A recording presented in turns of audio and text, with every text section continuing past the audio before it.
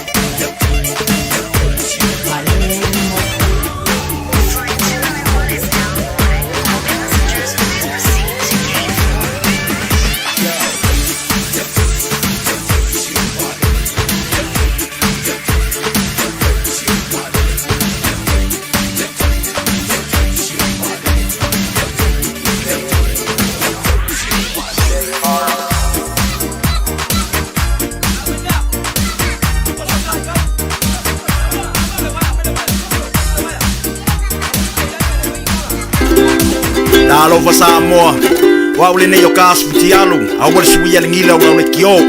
I ever mai ina se fudu lima iva kolu. Amo, Radio Samoa, Vivela R. Things look like they've cooled off. Sunburn, your barbecue, hot pies, and burn piles. But only one of them needs water and plenty of it to make sure it's truly done.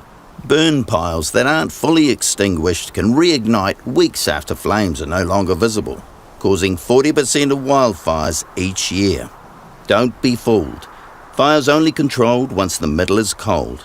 Find out more at checkitsallright.nz. Hey, don't be that guy or that auntie ignoring a sore throat. This isn't just some drinks and lemon tea in your sweet situation. Untreated sore throats can lead to rheumatic fever. Nobody wants that for their family, eh? Go get your Pepe's sore throats checked at your GP, school nurse, or pharmacy. It's quick, easy, and most importantly, free.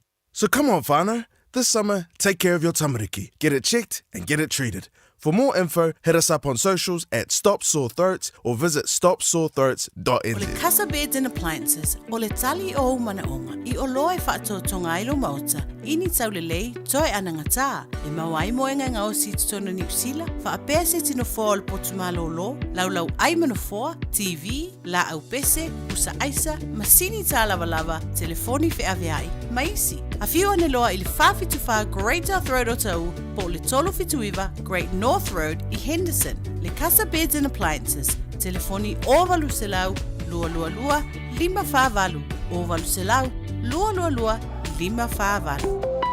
O le Accounting 2000 Limited, e whailai au la fonga businessi. Maisi la fonga I le mai ai o le tausanga whaale tupe, I tausanga uma. O le awala lea e mawhai ai ona toe maua tupe, e te tau ona toe fo I mai ate oi.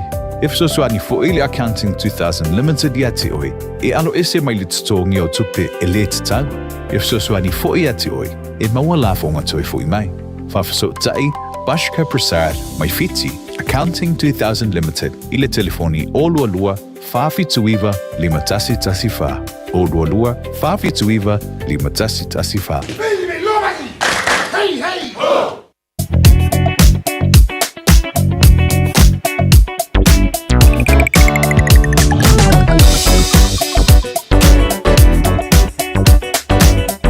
David Tulambai lea ua lua su lua mirute o na tā leo le tulai fitu. Tā fitu o mina muli o tātou tāna e pēr pāponga i le sos. Ta benga lungo le awala e o lama upo kalame whanga solo. Ta tono pia lama anga i ele Radio Samoa no pare sātu ia maa lo maa tāna i lungo le ana. Tu tolo pia au mga luenga po ea ti mōta malawa na i nāre tō wha maa pa utauta le le iai. Paisi le movement traffic mai tai Albany anga i lunga le Alau Papa i North Shore whapena po isa inga i Consolation Drive anga i lunga le Alau Papa so inga Beach in here i Beach Haven anga i Birkenhead so e lole inga i Onewa Road anga i lunga le Alau Papa ua makua le mua le traffic kano whae sa inga i Devonport Ferry ia le nau o piki ala antou sa tu e le tai au ia lango vinga ngau sauli kiu ia e follow the leader angai mai tuota base water ia le na ma ua ma ngai ala sauli traffic angai taka puna angai Yesmere Road mo mai Melford angai lunga le Alau Papa ia talitono le saonga le mo lama tau nuo ai manmanea sa mai ngai tau langa i Victoria Park angai lunga le Alau Papa kano whae ia Pai mani e lanto wanga atu North Shore nau o sila fia. Leise me ko yalu le ako tau nuu manuia o le whaongaina telefoni e tau le lolo le mu. Le pasia mo li tanga i malama i whaelo i lunga le awala leise si lunga le tula fono. O swainga linga road i Auklani Sipo nga i mai i Henderson mo manaya. Flow leima le traffic nga i lunga i Glendale Runabout. Ia, te mau maloa wai Comete Cemetery wa umasia singa. Sau sao ai lin mo, te mau mai poila ingai. Tiverton, Wolverton Road, ia ke mau poila New Windsor. Ia lo mingo Hillsborough Road, ke i fuakuro ilano Open Road ka ko nga i Mingle Bridge wa nga i le airport. Apai po tia nga i mai Evandale New North Road, ke mau lo Stoddard Road. Ilo pinga kia nga e ngai to Mini Road, Centringham Road. Ola, oma kwa le mua le traffic kalo whae. Ia e o uma i mōta malawa i le saonga le mō. O se wainga le taulanga i Simon Street anga i Kai Papas. Sau i Newmarket, Remuera Road anga i Meadowbank. GI, ia wa mo ngā Bilgerton Road anga i Pēmiwa. Ia pai toia anga i mai Ellerslie Highway, Mount Wellington Highway. Slow wa le traffic. Ia anga etolo i Manukau Road, ronginga i moa Queenstown, o neanga. Ia wea o fo ila lau papa i mangele, longo vinga ki al whako farm lai wa lele. Ia le lama le pepe i mania o uma i mota malawa. Anga mai Greenland Runabout lungo le motorway le wakuri mai la mako. Maua mai loa anga i mai mako. Ia karo mai whako whaso i fua. Pasi aku lo ngai Manureua. Ia ngai mangele siro le traffic i South Mall anga i Takanini, Papakura, puke koe kanga apu mara kanga pea. Ia anga etolo i mota malawa. Whamria li anga eto i mota malawa ne fiafi. I le saunga le mū, ma le whao tauta le leia te tawai. Ia le anga ke West Kengi na fiafi, i le pā auke, le koe fo i mai. Ia le anga whako whaso i fua.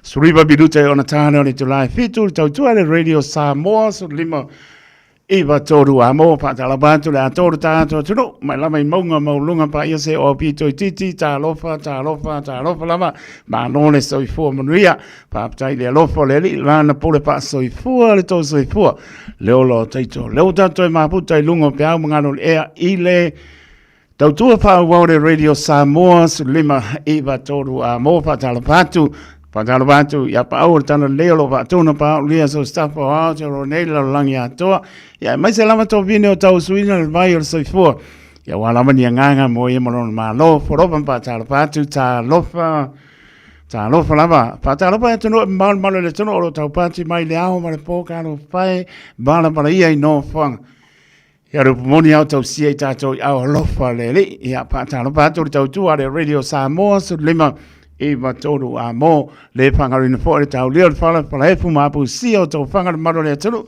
so se mauta ngā se ngasi mauta malawa pata lofa atu ma lofa atu tatalo pe mautou le lofa le ni ele epsi ngie lana wha mano longa pa iatu pa iane pa ifo maua malosi tātou te au ngā mo i malona pe ngalo ta lofa lava i la tau turi pasalanga so sto ese le ngalo tau le talo le lava stai mi po i la ngona lava i le file mu le li taton ho to musu pe le nga le li lo fine lo te li fo i maia mana tu sala mo le wi ona ata maia i le oia wa le wi o umala langi ona ata maia i le oia toi fo i lo na inga ore na alo fo te latu i la to tuli pasalanga ya fo i mai o ngona sala mo fo i le li Paulo le ala manuia i ta tau pa taroba i alo pa na le tru ya o mai malo longa ka lo fai tama tene au no pa i tau le tu spa ia yo mambe ana piti apo ile ngana na numero tas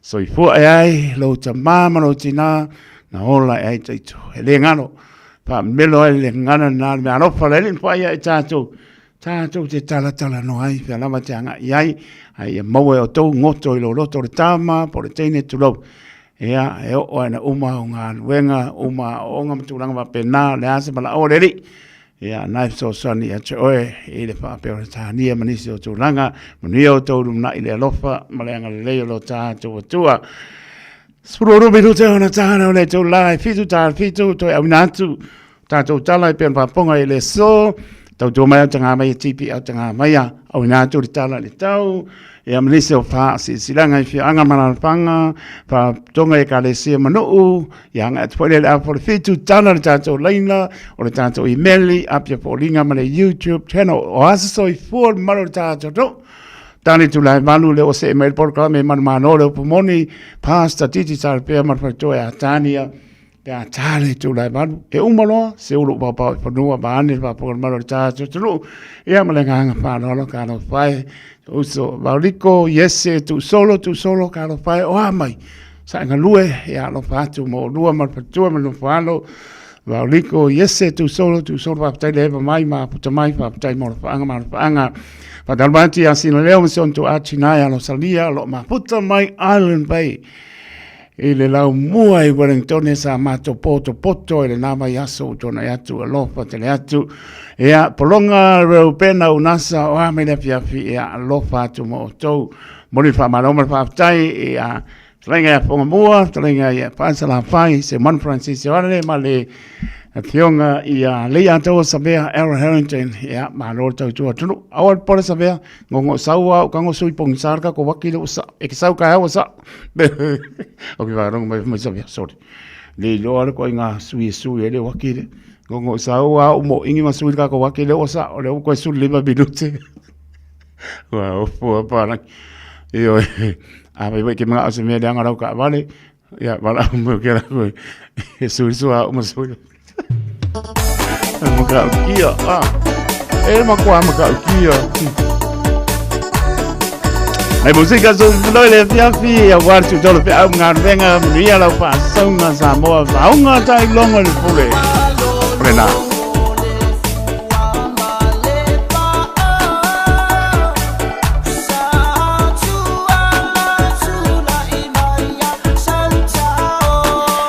Tai fa provina Danielo, ainga mabuta mai o tara lo fa teleto mia le fiafi, to umla mo eva mai.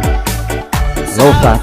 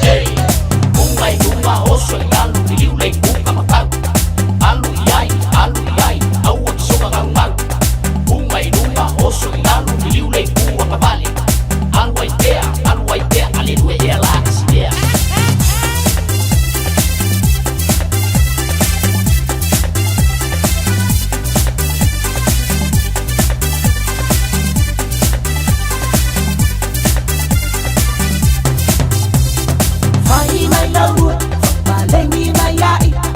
La foi solo vai, ai nunu mai orima. Due mai il pesce, ma c'è manga il cane. Ma eva mai la oma, ai fa papu col pesce. Fai mai laua, malengi mai ai. La foi solo vai, ai nunu mai orima. Due mai il pesce, ma c'è manga il cane. Ma eva mai la oma, ai fa papu col pesce.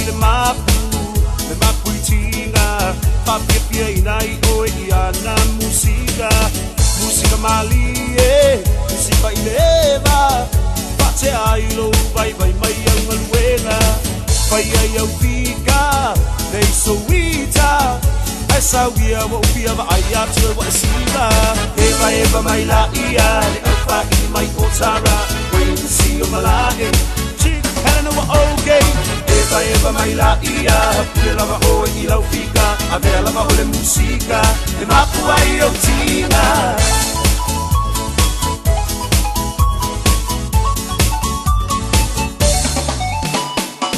Nai au paanga, ngie vai vanga, e mamoli atu le nei pisa nai au alo paanga, le ngata i au te aroa, whapere lau rangi atoa, mo o ngai pia tau tua mo o e Samoa, e ala i le taleni, o le musika, e sauia sei e whape pia mai a ita, eva mai la ia, le au pa i mai o tara, wait to see o malae, chick Helena wa okay, eva mai la ia, pia lava o e i lau fika, avea lava o le musika, le mapu ai o tina.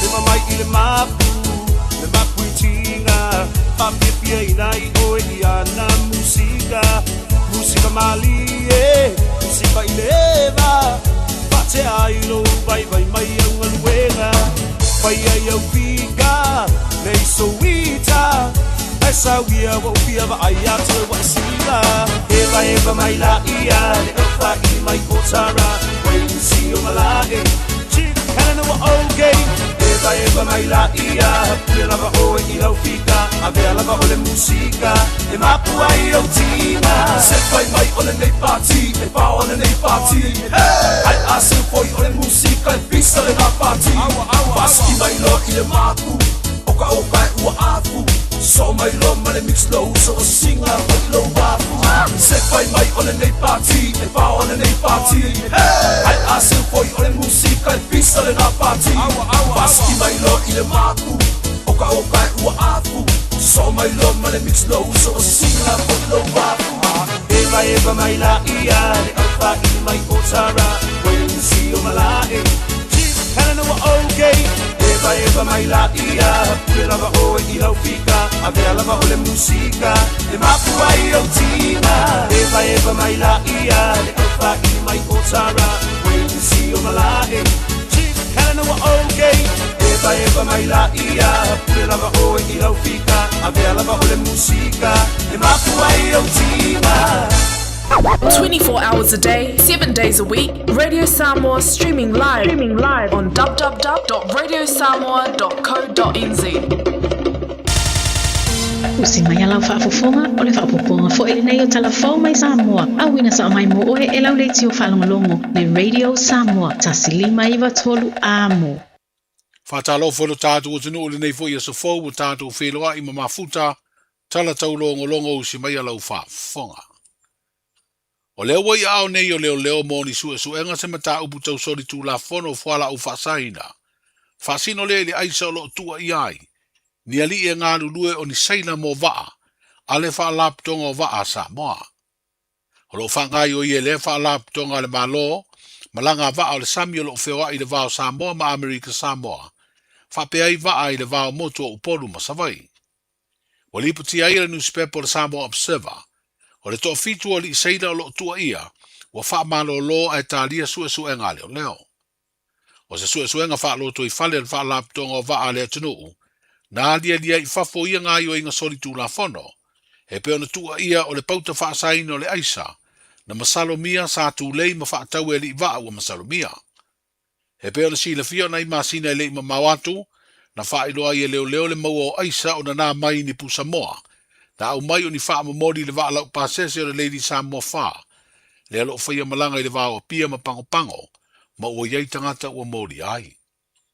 O le leo ino tua oio Samoa i o tātou wafu ma malai wa lele wha wā malo, o se ngā luenga lo matua tū a iei leo ma le official tute, e mata i tū e pei o na wha o ngā i masini wha ata, e su e nā iuta ma tangata malanga, whapea fo ina whao ngā ai mata I whau sa songi. O le ngā luenga fo ia leo leo le o solo muri, I leo sa wha I masu e no fuanga I pei o fale, o lo masalomia o lo whaatino ai soli tū la fono e whaso tai, I le whao ngā ino nā koti po fuala au whaasa ina. O le ale ngalo ai mana tua pēr le tō whae le tō I a lolo mātalasi mōlinga. O se tai sa a vea ma whaurulunga o le whai ngā māloa to tuila ma manu o le tofi kovana sili. I lona sao lea I le whaatu mau. O so tanga o Samoa ma Amerika Samoa. E le ngate so tanga I ngafa a o so tanga o ainga. Whapea ngana mā tātou tūma ngano. O se vaenga o le mōri mau whaapitoa le sa a vea ma kovana sili o tutuila ma manua. I le sao ninga wha le māloa le tu māloa lea te tai o le whai ngā māloa tutuila ma manua. Le fionga ia le manu peleti maunga, na ia whaelo ai le sao lolo, I le whaatu mawina o so tanga o Samoa e lua, a o vea I mataitai o le whai ngā mālo I sa sae. E le ngata o le whaola ola le tātou ngangana whapea tū mānganu, ai o lea fo I taitai na ia talia le manao, o le fionga le tama ainga le tuia tua tupua tama se efi, e fia o I ele o le motu sā po manua. Le wafia ngai ma le malo tele. Talton tele le fionga al kovana ia lolo. Ta mau tu mau Amerika Samoa. I le whengainga o malilie masaingi e tātou tua. I lona nganga whataitai ia awa nei mamuru atu le anganu. Awa foi nei muru atu lo tātou whasino manga. I swinga whai a le lalulangi. Lona nganga le usonga I atu muongo pule, tasi lo ta ali, tasi lo ta fala, tasi fo I ta ua Samoa. O lona nganga lea na taunu uai, Mawhaia lona whinga ngalo I le la malienga ma le fionga. Tui atua tupua tama sese efi. E fia tu vai se tu lo. Lana fionga I manua le motsa. Na whatau nuu. Na whai. Nona nganga foi lea. Na whatau nuu ai le komiti whafoe mai Samoa, ma Amerika Samoa. Sila ma vaai lele ngangana. Ia awane iai ni whetenga ina. I swinga mai Samoa, ia ma swinga I nei Amerika Samoa. Upu ale atanu maltatununga o le afionga kovana. Ati ngale tu tamatau. E langona le tuanga vale. Whapena foi ati ngale tuanga vale. E langona le tu tamatau. A whaina Amerika Samoa. Langona foi Samoa. A whaina Samoa. E ona whapena foi Amerika Samoa. O se vaenga o le mōri mau whaapitoa le fionga le manu peleti maunga, sa vea makova na sili o Amerika Samoa. O le sauninga wha le malo le tuk malo le tō whae le tō tō ia lolo mātalasi mōlinga, sa whaia lea lea solua I tutuila mamanua, a o lea solulu lea I Samoa. Ma sa a wai le fionga I le pālemi o le tātou malo tu tō tasi marona whaletua. Sa mōri mauina I wha asaralaunga mai le territory, le wha tino ai o le wha aloalo le teitai o le tātou malo, I tūlanga masani o le tātou nganu una te talai I o au awha, ono o le tuk malo lea teitai, o le whainga malo a Amerika Samoa. Saru leri o tia mea lofa sali mai whaatau savali ana saru. Mawhea ne ai le whale o se ainga I le lovaya, pe mana o I se saru. Ai na whaalia leo na fiu le taule lea e whaatali, e lei seisi o le ainga nā luane. Ai o le tina e ana le whale o lo whainga luenga, Wana o lona tina matua na whaamuri, ai sa tō whae le teimi nā whea i tia, i lana whaatau ngā saru. O le awa noa lea peo na whaeroa leo leo i lumo na whaamsinonga. Na e le tau le lea i lunga o le pā o lo si o le whale ma le whanua, ma uru whale whaamalosi i tutonu o le whale o le ainga. Na ia ave se ai se au wala sori tū la whono ni mea tō tino au ngā. E tolu afe, fitu se lau ono se walu tā lalo la tū tau au whai. E tasi se mea tō tino na toe maua ma whaafoi o le telefoni whe aveai. Ina watu la i leo o mōlia mō se whaai unga, a le whaamasinonga na whaata ua lona i o ino mōrianga. Ai mai se o le urua i teimi leo watu la i ai le whaamasinonga i se sori tū la whono. Eui, e iei isi mōrianga whaapea o lo muri muri mai ele isu eso eina. O lona whaasalanga o le tolu masina sa nofo tau fiai, i le vaai ngā leo leo wa avea lea mao na whaasalanga i le whale pui pui, peita i wa nofo vava aia tia mea alofa salima, mo le se furu valu masina le vava ainga, a le ofisa wha nofo vava aia. Wa wha popo i eima le se lau lima se furu i tū la, e ngā lua e fua ai mo le lei o tangata lau tele. Po sauni atu le ulu kapia tama i tai e le tunu o wha ingo ina o le penina Samoa, e wheiroa i male au o tama i tai o le motu tua o i o Tonga, wa wha ingo fo i o le penina Tonga. Stasi leo tau mawhainga si tia le ati na o le tālonga le kapi mo le itu pā tama i tai, e peo na loto roto i eima le malo au se talia e le whaatino ina o le tau mawhainga. Sa wha lau i loa i le fiafi o le sorua o le vaya sonei, le au o le penina Samoa, o le ata alo ma le penina Tonga i le asfaraida le nei vaya so. O le ata longa se avano o le lei e le ngata e ati na e aile le kapi, mo tama i tai, ai sa ili e fo inisi tama i tai mo le au le kapi o le manusina. O le pelestene le tu mau o le pulenga o le kapi Samoa, fa pere sui komisina mawalunga o Australia lo tātu utanoo, na sa uno le fa lau ilo ino le au o le penina Samoa, e pere sa fa ilo ai le sui o le malo, le tau o le polokalame o le auna i ai le tālonga le kapi, e fe soa ni ai fo i le kapi Samoa mana polokalame, o lo una i ai le ati na o le tālonga i Samoa. E to luas furvalu tama i tai o whiriwhiria i le au o le penina Samoa, ma le pulenga e toa se furu. O filoi e ne liko le whaia o ngā uru lea o le au o le penina Samoa. Manuia le nei aso i ngā ruenga ma fuafuanga, so i.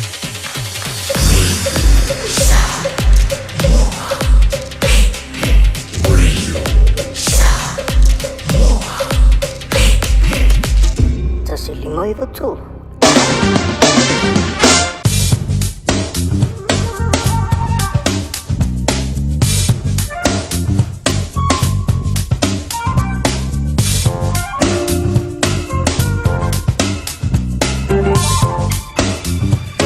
Pai paponga de malole tudo ule au ina tu muli o tātou tala e peon paponga i le so i le tautua mai au tanga vai e teipi au tanga mai a stavenga tala le tau mōr si peon malole tātou tunu.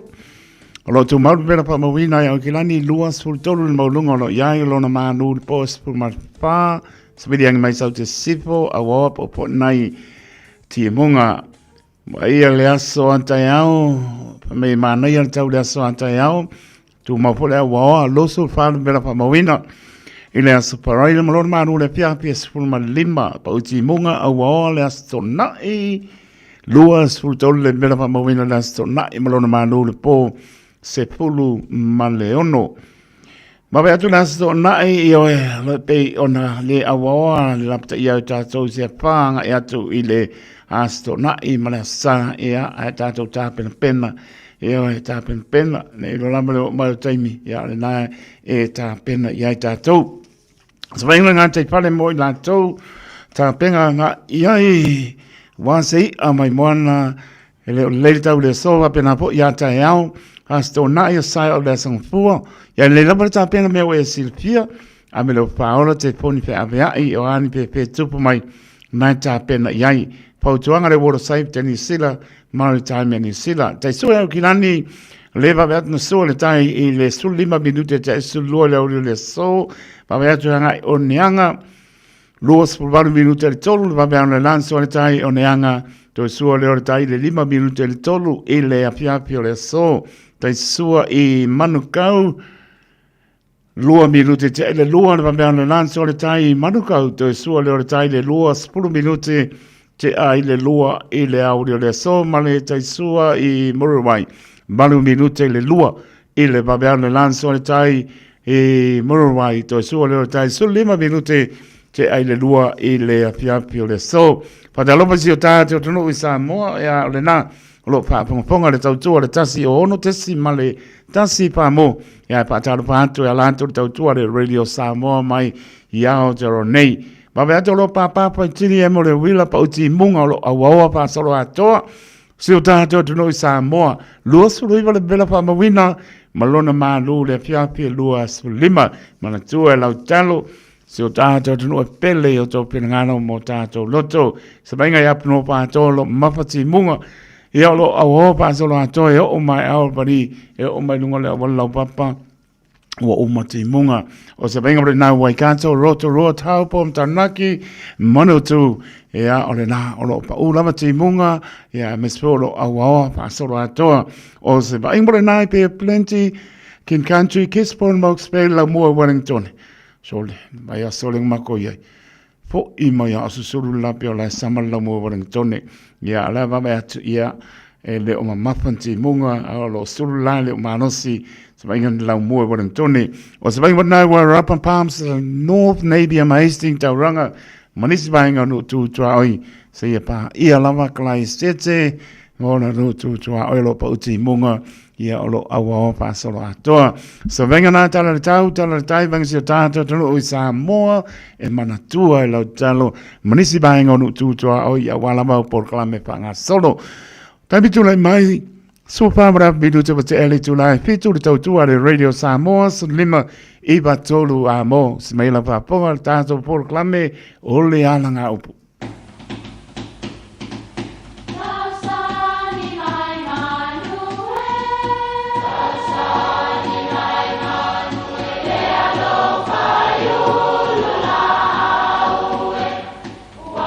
E o whanga manu i ululu o la au, awa e whawhanga i funga o la au. A o le tangata, e whawhanga i upu matala. O le mawhileo o alanga upu mamuanga ngana Samoa maona whaapongai, e a fua i lona sio mianga. O lona lea sao i le whaatufunganga o le iloa whaale aso, mai le tautua se ia o ina pule. O alanga upu mamuanga ngana, ua lanto mamanuina le tō whamanino a Samoa, mana tua fo'i, e tāo fitau muli le atunu. Ia pōli uli lau tino, a ia malama lau vaai. Ia tāma sanga lau la au, ma ia tawhe toto o wala. E whapele mau o upu nei a le tō ina o whepō, sa mau i whongaa, i le tua masanga. Taimi fo'i ua luluti ma vevela le tālonga o le aingo fie santa wailo nā tali o le antiongie. O le tamale nei o le antiongie, whapea o le whaalangolango manga o lona malosi le taua. O le tāpua inga ma whaamanuianga a lona tamao whepo. O le masani la le antiongie, a sauni le taua, e mua lava o na whai le tau mawhitanga lona tama, o na whito alua i le tau. Se tasi aso ina ua mai a o na tali le sua le to ina o whepo na wala awan tuai lo na tali. E no fuane i ona luma mau atu lo na papatua. O na tui le to ina le tua o lo na tali ma whaamanui atu i upu nei. Si o wantali ia le antiongie ia pou liuli lo tino a ia malama lau vai. Ia tāma sanga lau la au, ma ia tawhe toto wala. O le mawaenga le nei e tā ua, o le mawaenga tui. Ia o nei upu, ia ua masani ai le atunu o upu whaamanuia. Upu fo'i e tau mawae. Ia Samoa, po o le a so tā whaatau waa. Ai an tātou sāma vali i le sulu po le malama o Kiriso. E maua o tātou ai, e fua tele mai foi. Ma wha fia ina ai tātou. Ia manuia o whaiwai nei aso Samoa.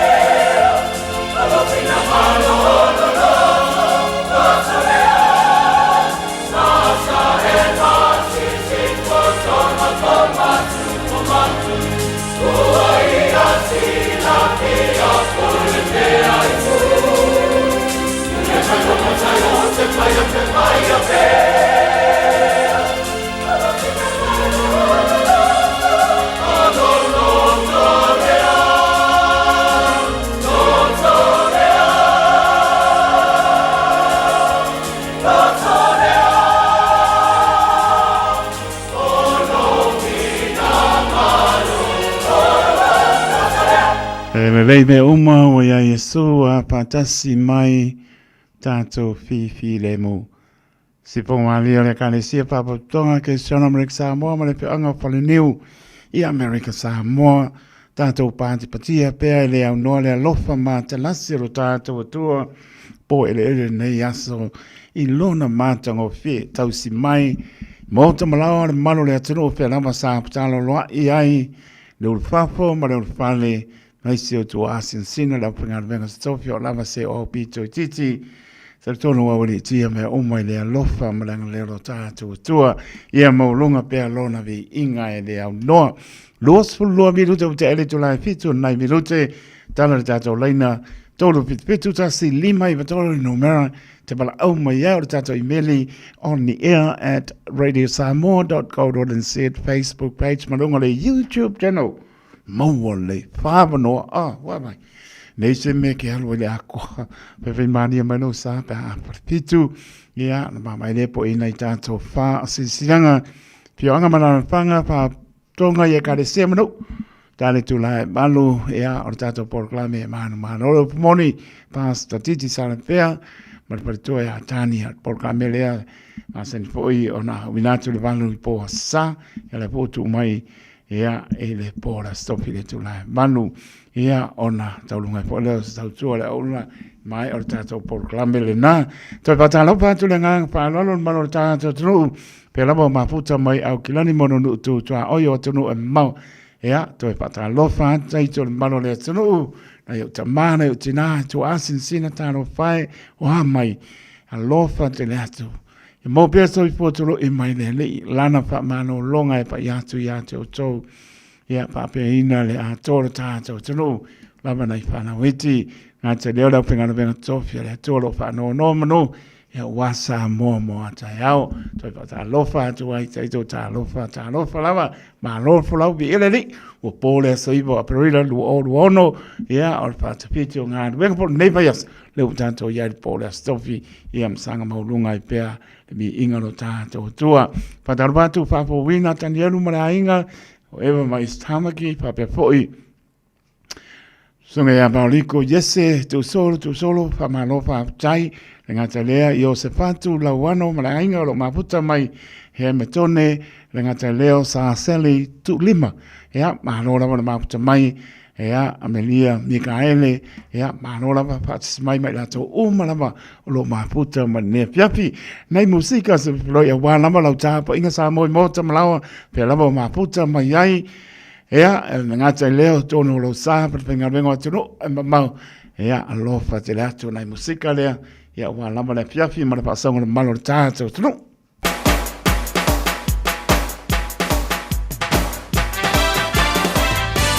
ya para la lo me mao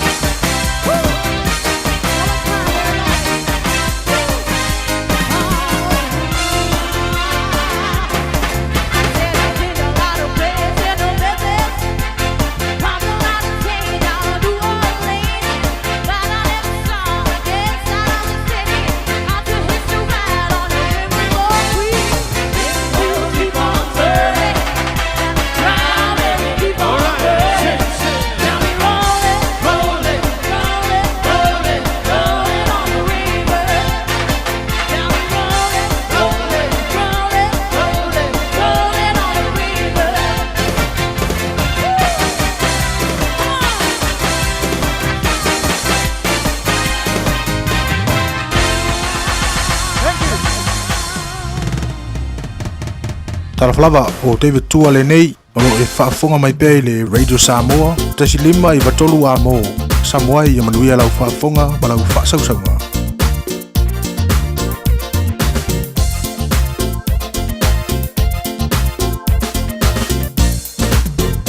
Eva mai ia música mais se vai. Eva mai ia música mais se vai. Eu leva e fate ai lo vai vai na luenga. Te pau atu yo e fate ai male Eva. Eva mai ia música mais se vai. Eva mai ia música mais se vai. Eva mai le pese fa luci mai lo tino so o fefete. Silia tulena nai lo me ai sei si no lo fe. Eva mai ia música mais se vai. Eva mai ia música mais se vai. Wa ia luatu manga ia tuaue vanga ile fale kalapu. Eva tu yo mafata lo fatu ia mawa mai sa ufangu. Eva mai ia música mais se vai. Eva mai ia música mais se vai. Ia mau tinoa o lima ile ea a o vai ile foloa. Ai au nei tusi o lima ma fica fua le Samoa. Eva mai ia música mais se vai. Eva mai ia música mais se vai. Se aua leita palongo talinga ia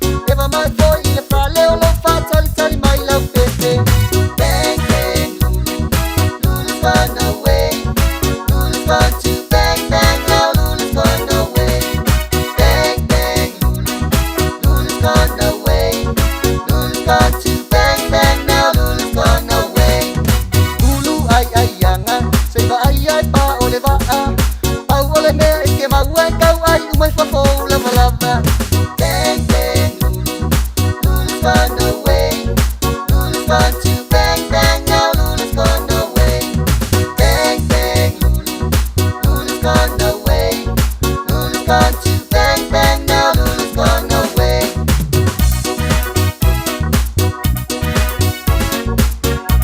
Sibang Manila Sugaya Sek Indi Mai Family Siba Mai Lau Musika Taimi Tula Mai Lua Sutolo Minute Sada Tula Balu Taimi Otato Wasoi Fua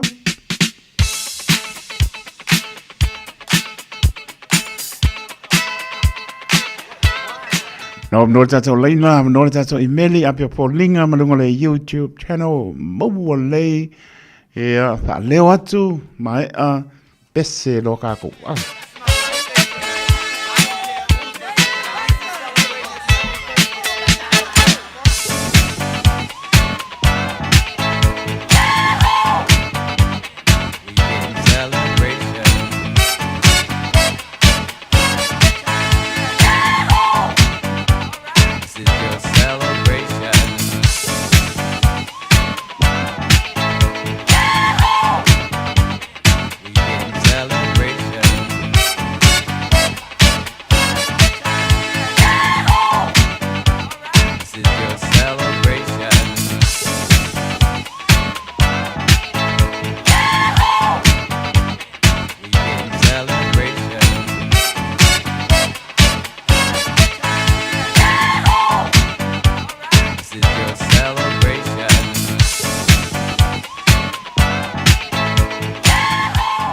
Noa tato leina ma le spasu se kone se ito e mama aipo i tato i meli apia folinga e amalonga le YouTube channel ale ailoa ta pena il programma stato pese familios so for maro tato tlo ni e piafi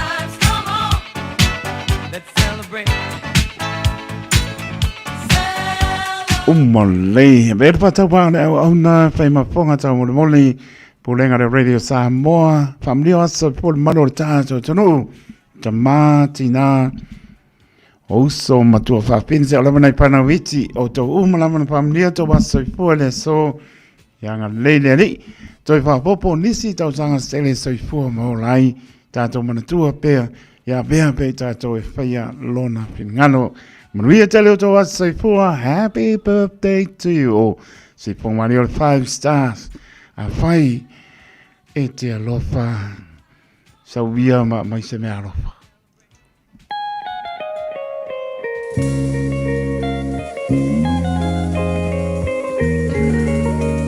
Tal manu tato proclame man malo le moni tau lunga i tau tua le nei po. Maria lau pa Samoa.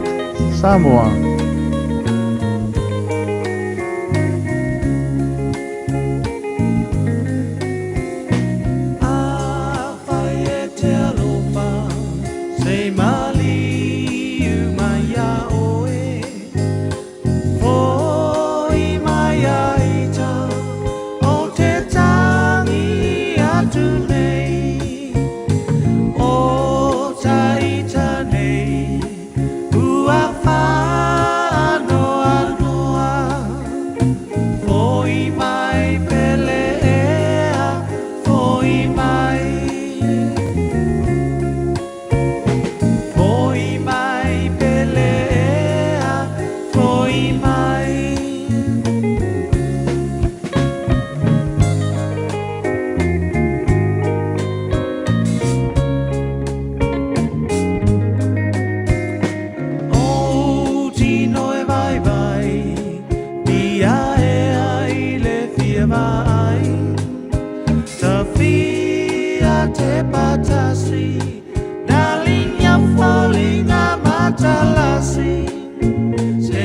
tasi uasili atu Whaangalo ilo manatu Foi mai pelea Foi mai pelea Foi mai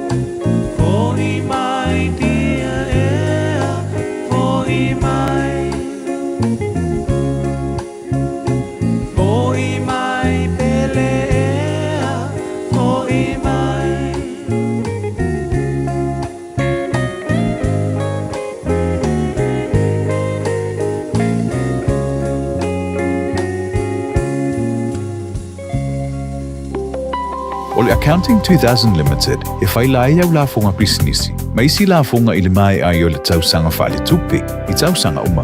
O le au wala lea e mawhai ai ona toi maua tupe, e te tau ona toi fo I mai ate oi. E fsoswani fo ili Accounting 2000 Limited I ate oi, e alo ese mai le tutongi o tupe e le te tau. E fsoswani fo I ate oi, e maua la fonga toi fo I mai.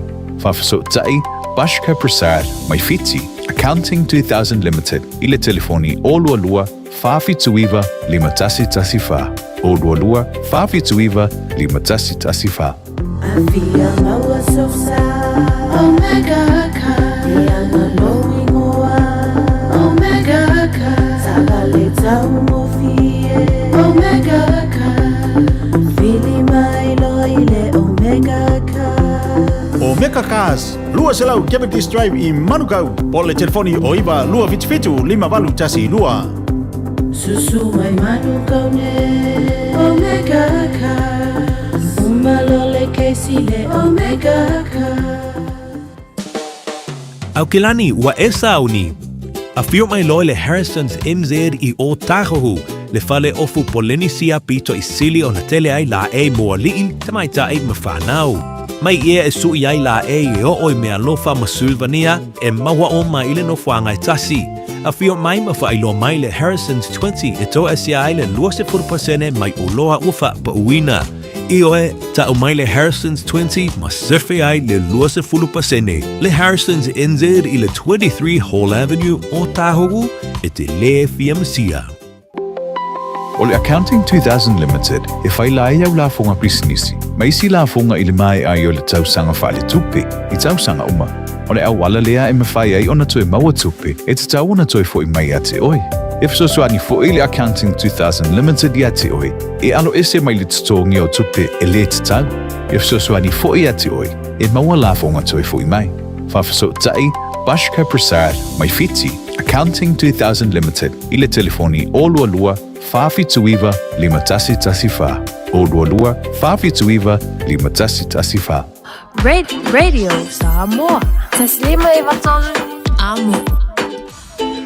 Pai tu le mai su fa viru te ona tala le tu la manu tato proclame malo le pomoni pasta titi salpea mar pertoya Tania Padalvati Amelia Mikaele ainga manole pa mai le uso ya fa manu mana ainga pa taichene lam o inganga ma ko ngopor vasolea pa manu stokes belly low heart pontanga makanga venga ni sile maskania mano fa tai fa manu ia ka ko le fe o pol pa yasole pa pa manu mana ainga mano la ma mai ia pa beno po ia ta benzi Lennox ia mano la pa tai ma mai ia le uso ya kalama a inga maua ia marparitua ia vai alopo tele atu whamria le i la soifua paritua kalama ia vai toi papopo nista usanga stere soifua paritua ia walama lua ngan venga le leo lo ngan lua tautua le tunu pionga paritua ia vai pepo o le uso kalama vane pa ia manu lo patu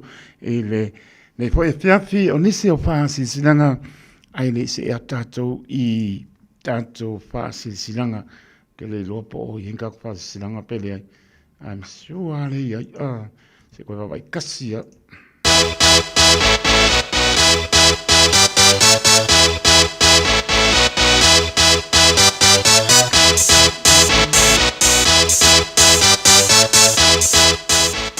o le ngana sa lominga o le tusi o le so ngā vatseai ma le lominga o le mau pipili. Ma wai parupenga o Samoa sifo tui le manua. O nisi o taratu o Samoa o la ngā upu o le mtapa i oi al matai. Painga o whāna lave e pei o whai poiponga, ma liu, o leo si o singa o ainga. Pasira pa inga o paolo si i whāno alo. Whālangingo e kāne sia ma le tele. O le ngano whālo longa. Fitsfuta lāne tau.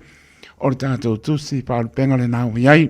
Nā leo pisa lama le Radio Samoa, tolu ono pā tolu Hope Avenue i Manukau City e Mauai. Morisi pa mtalanga ta noe lau fonga pia pia o le mata o pisa o iwa luono lua, tsilima iwa tolu numera o iwa luono lua, tasi lima iwa tolu numera. Pētanga iana e Sharp Radio Samoa.co.nz whai e sau oka maua nei. E o koe ro mauka, e o e au ke poli. A leo o aku, koe mara au mai.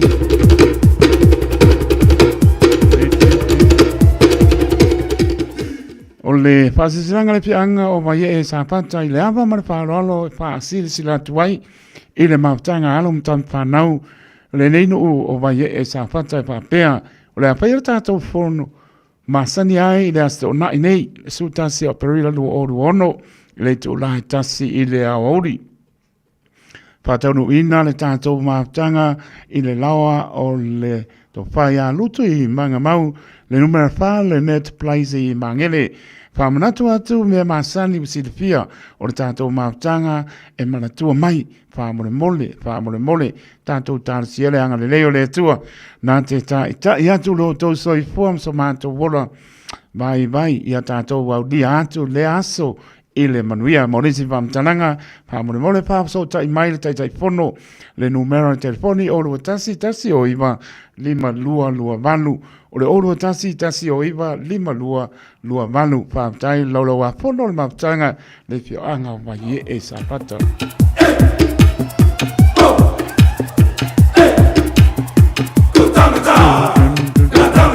Reistato Pasisilanga Community Lunch Catering. Pasisilanga Taua Molipitonu o Otara. O le asa sulu o perila o le apatonu wina ai. Le whamoe moe o le Mother of Divine Mercy. Maua fuai ta maftanga wala. Fuala au aina wala. Lava second hands. Maisi a mata le apa sulua. Angai i le tolu i le awauli. Ea o au tafa o le stage o le tu o le cash convert. Ea ngai mo si le pia le ina i o tara. Maua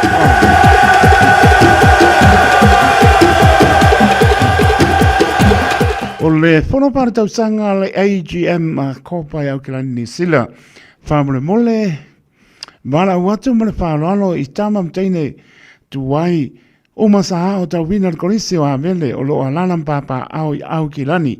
Ina ia awai mai la tātou fontanga pare tausanga i le aso o tā ua. Le aso na i supanu a perila o le taimi tolu i le awauli no whanga mōre silfia Youth Line i Manukau to atusi tasi whalima St. George Street i Papa Toe.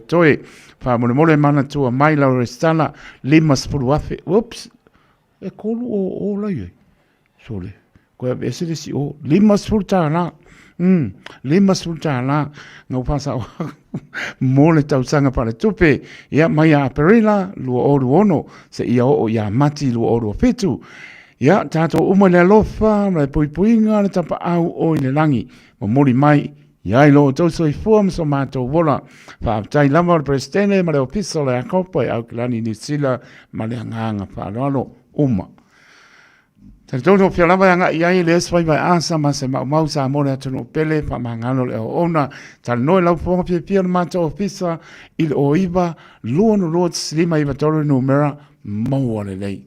Io toro no pa toro hope o avenue in Manukau City Manatua Pittsburgh ta lana ta o tu spa penga mo Silvia ya le lamba le Silvia Tili hei fasi silanga tongi a wana tau tua le Radio Samoa ia manisio fasi silanga o Silvia.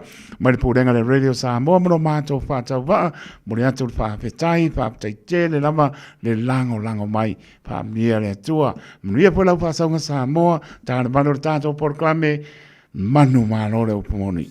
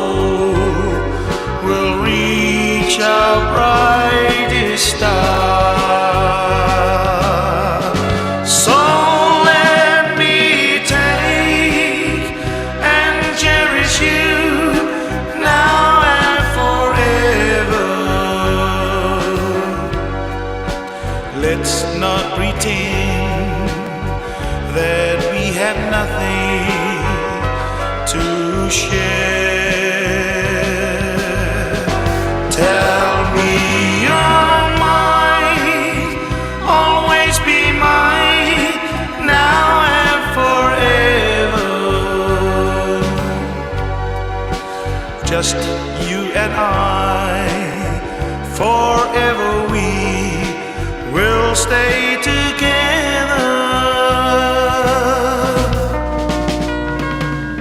So here we are together at last. We share the good times. Now we'll never part. Tell me you'll be true, just like I'll be to you. Maybe tomorrow we'll reach our brightest star. So let me take and cherish you now and forever. Let's not pretend that we have nothing to share. Tell me you're mine, always be mine, now and forever. Just you and I, forever we will stay together.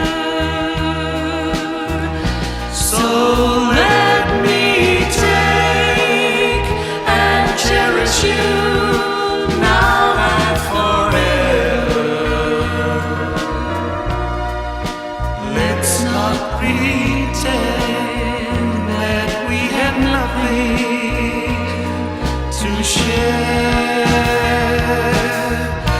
Tell me you're mine, always be mine, now and forever. Just you and I, forever we will stay together. We'll stay together. We'll stay together. Sipo Maniel Fine Star now and forever. Time you like by Lua Minute on a Tara to live. Malu, smell of a Ponsa Mortato proclame Manu Malo Pony, ea pe on la Penaina, Pastor Titi Salpea, Marfaitua Ya Tania. Smell of a Pongasamo.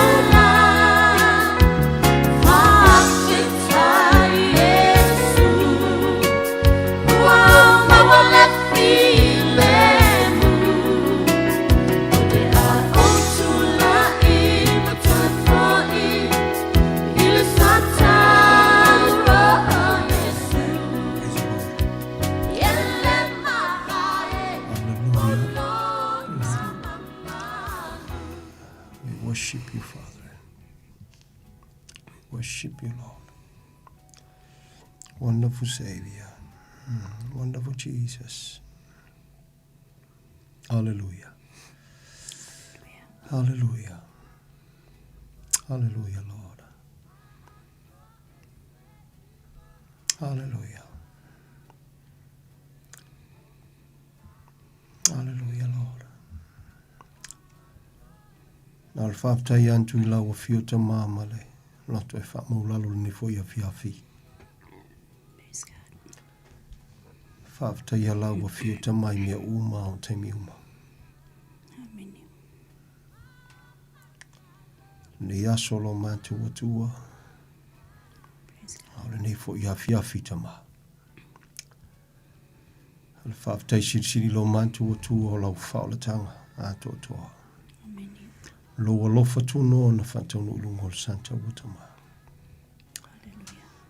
Mātou whaafetai ala upu, o lo ola o lo ngalua e lefo I fua e whaababa. Whaafetai a lo mātou tamalo o nganga pa I o le whesosoan sili. O leo lo afio I tutonu o tangata. O le whauunga mātou te malolosi ai. O lo malo mo lo vi inga tamai le ngata I lewa wha mau whailunga ina I o tangata. Whaafetai fwere ne whiawhi mau tino e le fo I fua la upu. Whawhilua i se mana onga, whamalia i se ngalala, whasoloto i se loto mawhatia tama. Si tini a venga ngau sieni amu i le mana o lau upu. O whaongaina i leo la whatawa. I ume uma e fo le vi inga i anja ai. Matia le whatawa tama. O vi ia i lau a fio i aso tatoi. Tumau i anja o le vi inga ne ma so uma. Whaaftei tele tamai ala i lo walo bela i Yesu le whawhetai. Amen. Amen. Alleluia. Praise God. Ia vi eleli le nei foi tula le fiafi. Fatalofa ma fafelo ai atu tatou po kalame e manu malo le upumoni. Si o tatou atunu pele o Samoa. Le nei fiafi. So i fua manuia i le alofa ma le angale o le atua. Fatalofa atua i susunga fafengainga ma fatua. Au sinsina o Samoa. Amen. Se ia o lava i aluma whanau. Fatalo fatu. Fatalo fatu foi tatou pa anga masani. Ia lo whapena o na manatua le nei po kalami. Whaongaina le wau na fatau wa o titi salepia. Fatalo fatu, so i fua manuia. Fatalo fatu foi tatou viewers. Ilunga Facebook, le YouTube. Yo fe lavolo awa tuai le tautua le nei ala leo. Fatalo fatu. Fatalo fatu fole ia taito whapena matonga lue le nea fiafi. Malo lava nga lue, whamanui tele le atu e lau sunga male a inga. Ele mwhai lava o na ngalo le auso le nea fiafi. Malo lava le ngalo lue mo le atu a manu whenga ngalo. So fua manuia ia te o tau umalava. Le ngatai lea i la inga lau tele fatu atua, fatalo fatu. Ona la sile lo fatalo fale nea fiafi. Sunga ia titi, sale pia la abia ma afe au le tua le nea fiafi. Ia fatau waa lava o ia. Ia tautonu i le whaunga mana le tua. Lo mau e pela o sunga le malo si fale anganga. Tau alanga le upu ma le afionga pa ia le tua. Whamanu e tele le tua e lau sunga. Ia e mai se fo i le whafonga anga si o tātou atunu pela o Samoa. I le nea fiafi. Ia le li. Amen. Praise the Lord. Whawhitai ama whaamanuina bele lofa tu noa.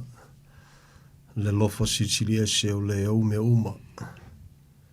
O le tua moni e tua tasi o le na mo ia lofa mai. He na fawai whaleo le ta whatalofa ia. Whatauwa alawa o tātangata. Whatalofa atu Samoa le atu nupele i o na vaenga sesi. Talofa mai dia. Ia le li.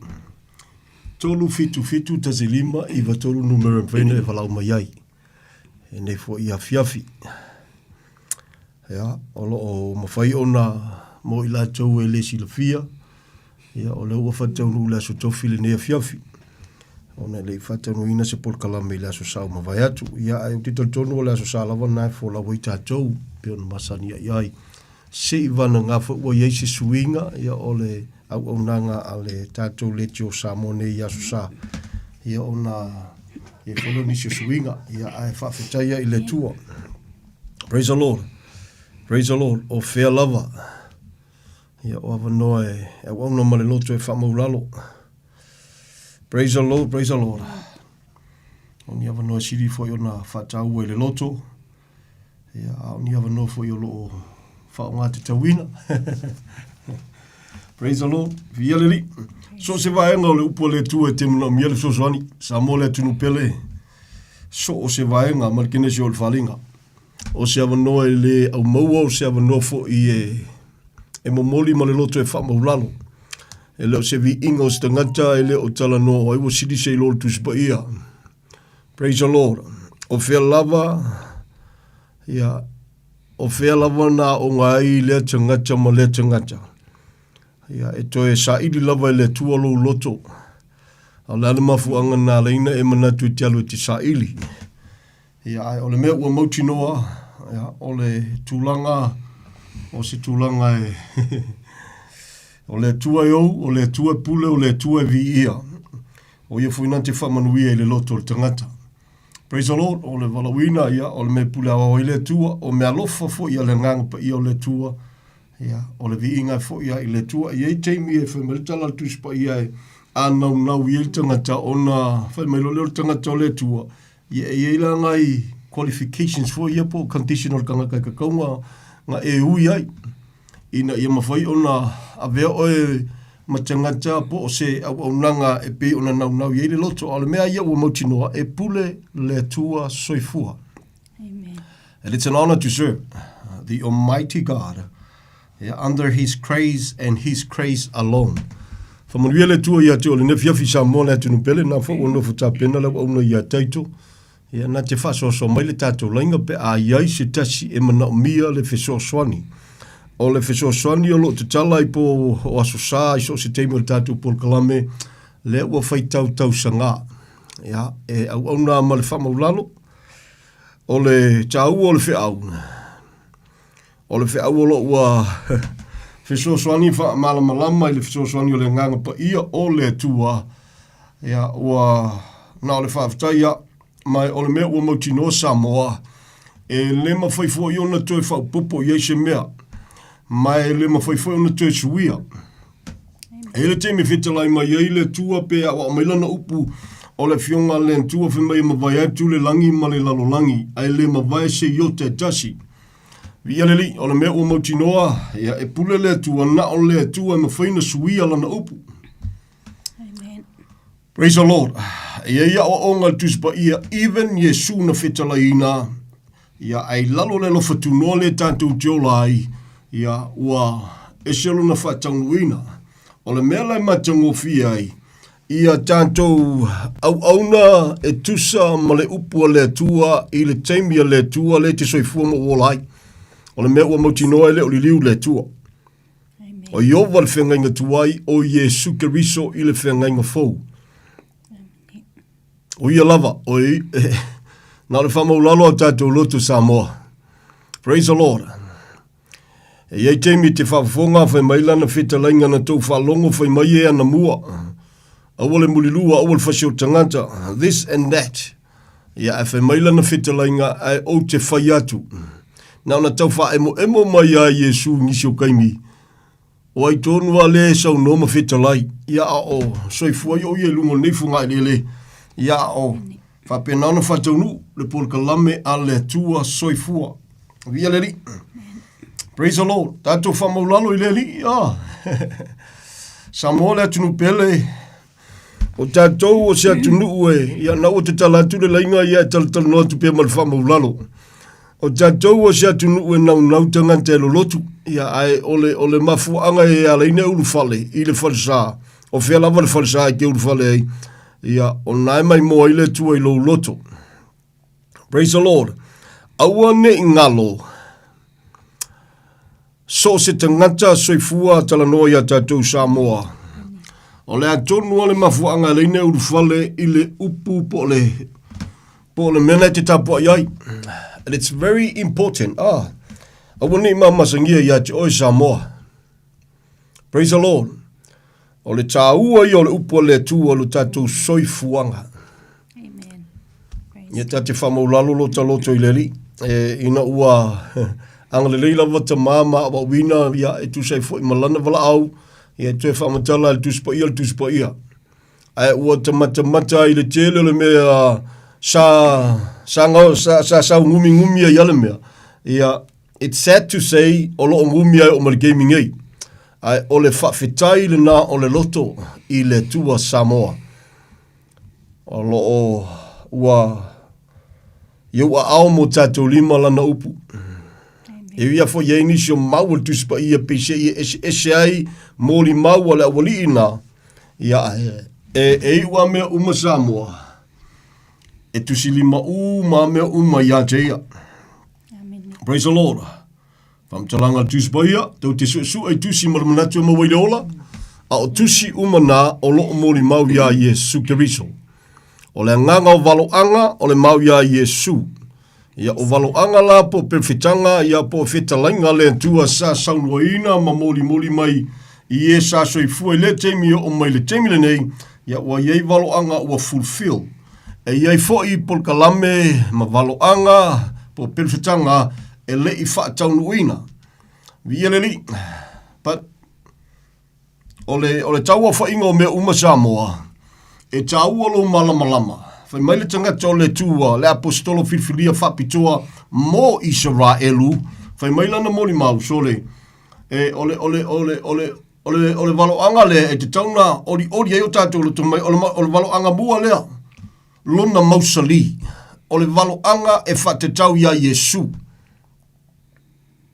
E o afo le tangata le apostolo filfilia whapitoa le mō Israelu. Ia e whai temina, ngangi ngefo i o ia, alo fangia, tapena ina e le tua, ia ai kau kafa, kafe, kifa alka malo e lona soi fuanga fale Israel, ia leli, praise the Lord, e ia le langona le nale awali ina na, ia ai whawhetaya i le tua, praise the Lord, ina ua pupula ona manta, ia o lana tau tinonga uzui, e le sesi tanga, e le sesi suafa, e le sesi ngoa.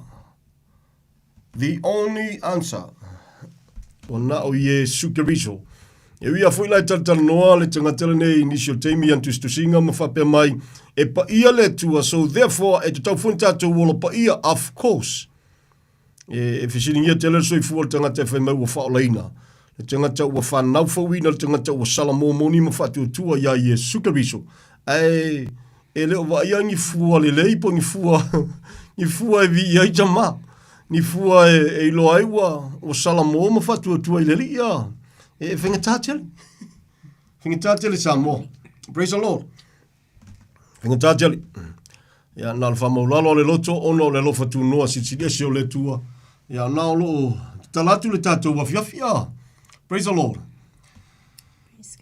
emo malika ko reina, fatalo fatu le nganga whaalalo.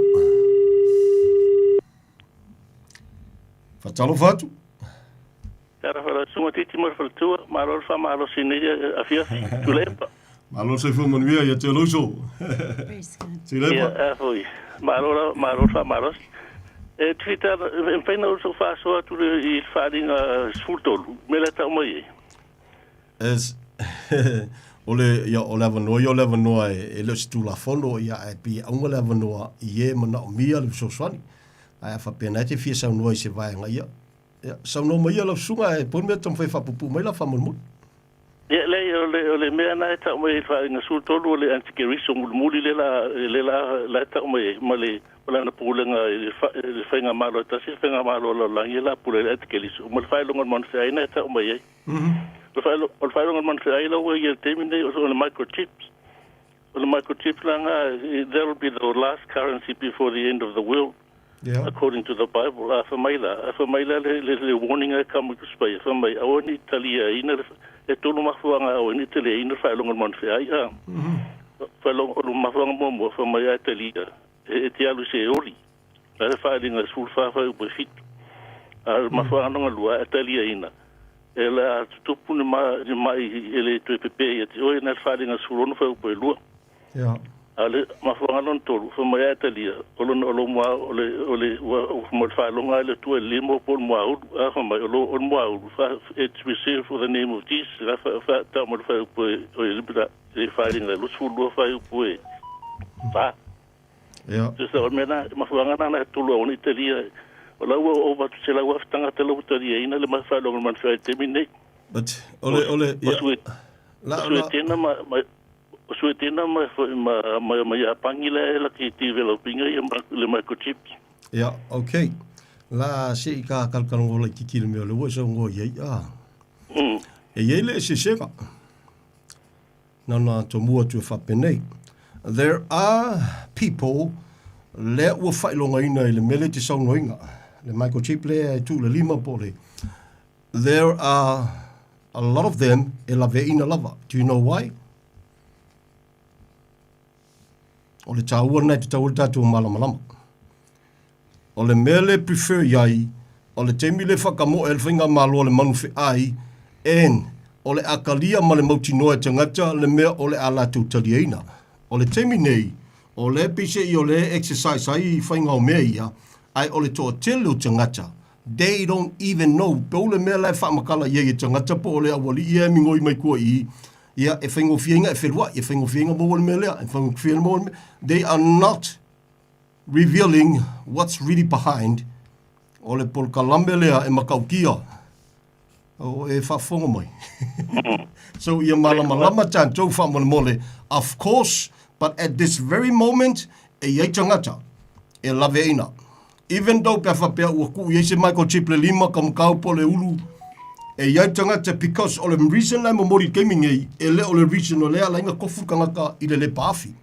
O le talia ma le mauti noa le whailonga lea. At this very moment, o lo talia tangata from a different angle. Whaingo whiainga e wherwai, whaingo whiai, so e leo kalia le kangaka whapea le iPhone mang whiai, o le kalia whapea, okay, ia le lai maa ngai e fwoi, o mo mai le se senga le mea.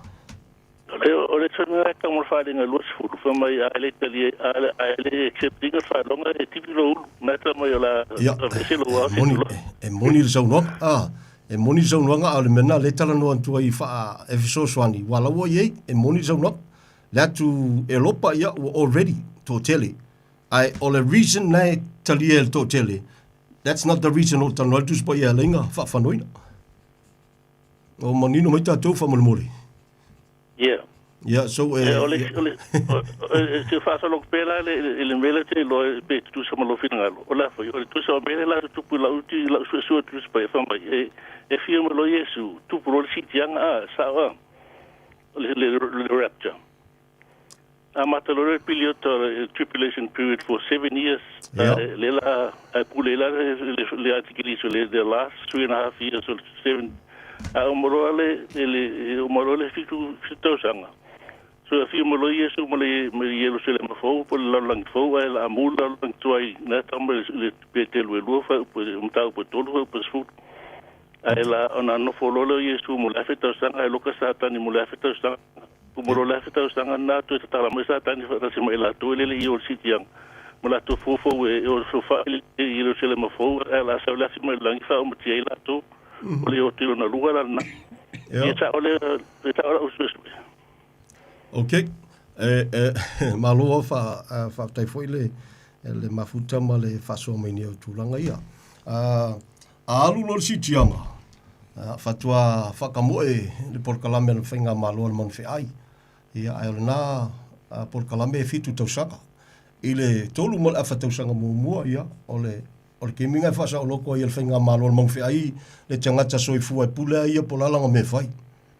Whamtalanga tuspa ia. O le winga tonu na le ina ua te tala whamau whailonga e sau lea so whanua singa ke Amerikanga ka ngā le au whanga e se au e malo o le atawa aia o le tenga te sau e ofa antu lea le saulotonga whaafolinga le manuia whaafolinga le plomisi whaafolinga which is that's prefer ia i le whainga malo le manwhai po le manwhai lea ia umalo tolu mo le afa ia on fa kwali liu lo la ia fa metala tus pa ia fa tanga lo le tu tau tala tala i upu fa sausili and he even claim o ia o le atua o ngala e fa kamo e lo si mele ke le wa wi lo so no ia se tu lo a le kalia le fa longa le na ia o le a tipia e sea ia le ulu po le ao se tu lo sa mo fa fonga le foi te o tu sina fa linga los fut so onala fa tu atu po le merina ai ole me foi le si fa fonga fa mole mainly prefer i tangata Israel ele o yesha o onga e fa matalaina e pese i alfa kasika ko Israel ma kan wese. This is our only moment o fa matalanga tuspa ile e ulu fale lole ato to wanga nu ese fa sanga lole tua ya Israel lave ina Israel o totoe ile temi. So ele o fapel tu spa ia a uma lole temio onu esi fa sanga le tua ya Israel ma singu esi ele sia o nga fapel tu spa ia. So this is our very moment, our only moment i lalo ole alofa tu noa le foi tu tau tino ele perfecta Jeremia tala noina ma fa mar mai no fa mai a o na o si fenga ma tu apa mai le tu o si le fenga fo e fa le ngaina le fenga no sia mo la tu tang a nga tama mo vai mai le tu wa ole si Israel le si Israel i lo le tu ole ato to ele tua lana tu la fono lana upu yo la to loto to them not to us le funa le nga fa malama foi le taualanga o le lapa i tasi sia whamtalanga i le mea lea. Me nā tonu whafonga nisi o whapea atu nisi o teimi i le koe e le mga mia orku la fongo. Tātou lalo lelo whatu noa, only Jesus and Jesus alone. Alala vai tu mau tu la fono, e pa ia tu la fono. Ai le ta ua mi tonu wina i se tangata to tasi even se isa la elu o soifua le gaming ei. Lea o le asa valia le lua whetausanga. Talu o na suia me uma.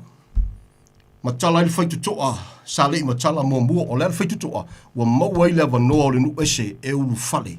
Maua ili ava noa o le nu ese whapea tu o oi o lo ua tua, o oi o lo utama. Ai le tupu le mele ale maliu Yesu, ia ele ise right o se Samoa e klei mai makakalo aku, lo mātou tama e oi le langi. Ele ise awa onga tuspa ia whapena.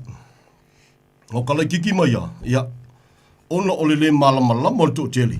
Ale mea ua mauti noa o le tala tuspa ia, na o tangata lava ia. E ina ua salamo, tangata matalia Yesu le ua maliu. Whamelo man tala tuspa ia leo tō iaila leo tō maua ia i tātou le nganga o polonga i tō whewhe ai, awa ia ti tātou le nganga o tamawhai so that we can also claim he is also our father le tuo Israel. O pipi mai kau? Yeah. Ole si ole foi me na terapia sa ora plaso final. Ole ta mo falinga foi tolu e por fai pus fuluna sa mai ole ono ela sefe sa mai ela sefe le tuon tangata o i suon tangata ele yo mo poponga foi i tami fengata sa. Ja. Na fai le kalesi Philadelphia. Ja. Philadelphia lau tikai a whemai a, o sole ko kongu o sila fia le tuolo lako alo lofa i le tua au wha solo vai vailu la tu malosi. Na la ina whai atu lo le tua mai, ia lea, le whai koko lea, o sole ko kongu. O sole ko kongu. Ole wha maoni le nao le tua. Na te le tu la fo ino na tangata. Ole wha maoni le nao le tua na te le onu palaina, le tangata e matau, matalia Yesu na maliu, ia matangata na o le ola lotu, mapolotu. Ko anga le loku, ai tu Yesu I whafole o langa. Nea. Ale, titi, ole si tata no fole temilo siti anga, stemi whenga tā, le tangata le tuto e lalanga, ole whenga kā ua, mea la tupu la tia ua, vese whafuse tangata mai tono tā vale, ma vale le ma. Ia, mantua oe, ia, a olo ina whakamoe el pol kalame le tua, malilingi pol ko sa, wa esiale ko sa le kalunga e kusi a Roma, e prefer tangata e sele mengo oipo to sa e tala noa I le wha whetauinga le la amakua I kangole tu e wha ingul kangaka I longa le uska.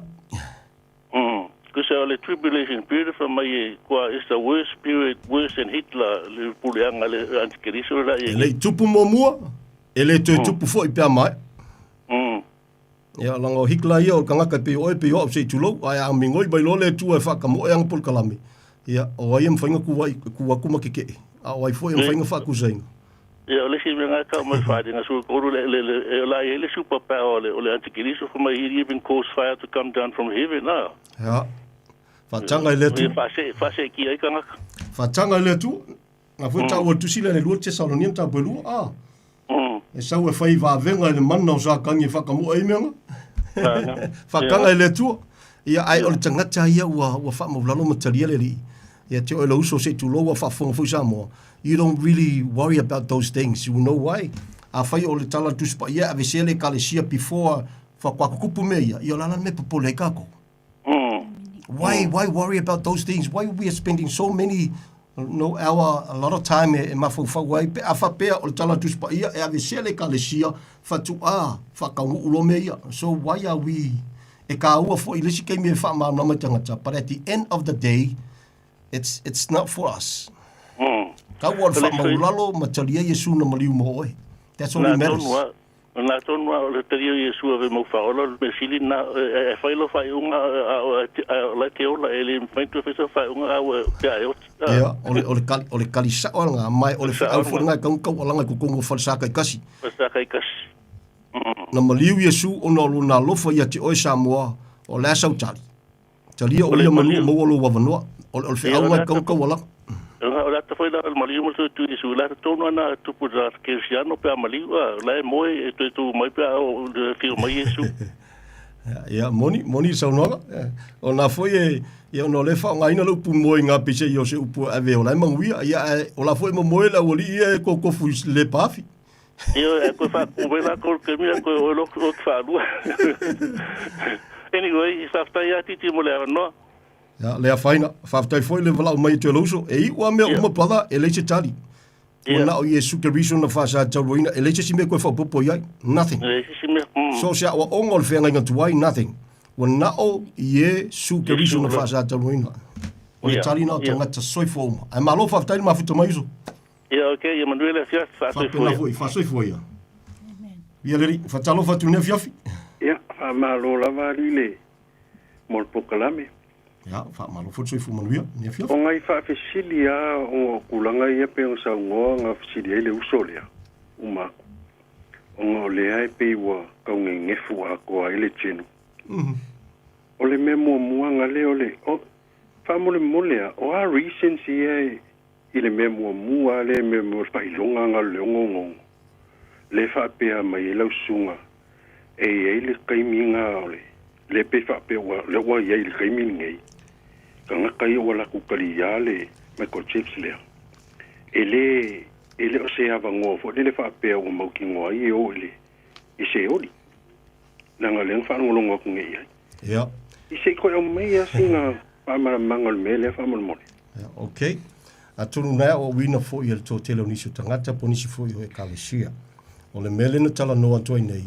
Most of those people le wa fa ilonga ina lo wa ye already lo wa ile microchip. The reasons la wala ngala ko fa kan winga mala ko kalia o le tulanga lea o le afengo fiena fewai o le afengo fiena na fe malanga I me na mia ma me e fa tonu ai se o pesilia ba le ai le I mai ala songo pa mo a wala ko kalia ma le la ko wilo le fa ilonga most of them they don't know. Most of them they don't know. Because ese le mafu anga le whakamoe awa nei ngalo. O ngalu wenga umai al pul kalame al whenga malo al man whai. O leo mai peise I ofa mai le saolo konga, ofa mai, but ese ma le teimi le tala no el tuspa ia, they will know makalia ma le mautinoa. A o kala ngoa mai la kuspa ia le kaimi le wa ia le kaimi ngai I le kalia ma le mauki ngoa ka ngaka al whailonga. O le aso si la fia. Wala ko kalia o ngol fewa inga ma me fa pena. Leo ke fsiri aku. La lana o tala no atu fa pe tal tonu malo so fo mon yo le vele tu vala melo su. O te tal no na tal no mai. Ya na fo ye fo lo fo I mala ma nga ma lo fo tal tonu ngai me te fsiri. La leo la ka fsiri aku fa mali aku pa fa pe o fa se upu ngefu. O ngala ngalo kele I loa pe ye se va ngol kuspa ia. E ka o mai ele me o le kalia ma le loa ma le mau ki ngoa ka ngaka. Ma le mala malama ka ngaka. Ja, okay. Pai longa lea. Ja, la tasi se mau e tate so sonia tu sai mar sau no ka fa mai le tala tu spa ia o lo wa. O lo fa pale pele tu yo no po le. O le valea. Ja. Ja, wala valea mau te fa so tu ai ma so sonia tu ai pa fa pe ole. Pai fe la nga ile mele fa longa mang fe. Ka wa fa ia ko ai me u malava. Ai le ka kongu ia fa mo le la so. O fa kala. O so ngele I so or kala le o le I au le kala le. E fa ka kau ia le maulia. O le kaimi lava e whaola inga I kangaka. E rei whaola inga umale la langi. O le winga ngal mele kalungo iri. O lo wha pale langa laire I mala marama I siraka I whaotanga. Ia, e moni saunoaka ai a whaila o lewa already. Lewa ye kangaka lewa wa lako kalia. Wa e kalia se mea au ngoma sa umala marama I kiki. O le tō tele o tangata, la tō tele sila fia la. La mai se aku I lau sunga. La mai le, ia la watu le si tali fwe tu se malwaf siri. O tala tu spa ia. O lea. O le ma ele nga ai le te tau. O le tele yo tangata manatu sa o mele fai. O le tele yo tapo inga manatu sa o tapo inga le fai. Ia. La mama o ale me te manatu funga le I le whainga malo male. O le ngofia ma mai la le nga au le lua kalkalangwanga male uso le umako. E ma fuanga la karia e reasons. O reasons for you la karia ele a fia ai la ko. Ile fa salanga le o kalango ile fa alinga lenga. O la ko uma o la ko kalia fa ilonga le mang fe ai. Ele ai se si fa a o la ko pa wala mangolo ke lo ma mai nga. O ka nga kai ko sa moi. Lau ke le kalia walu si kianga ai ele aluai. Ah. Ja.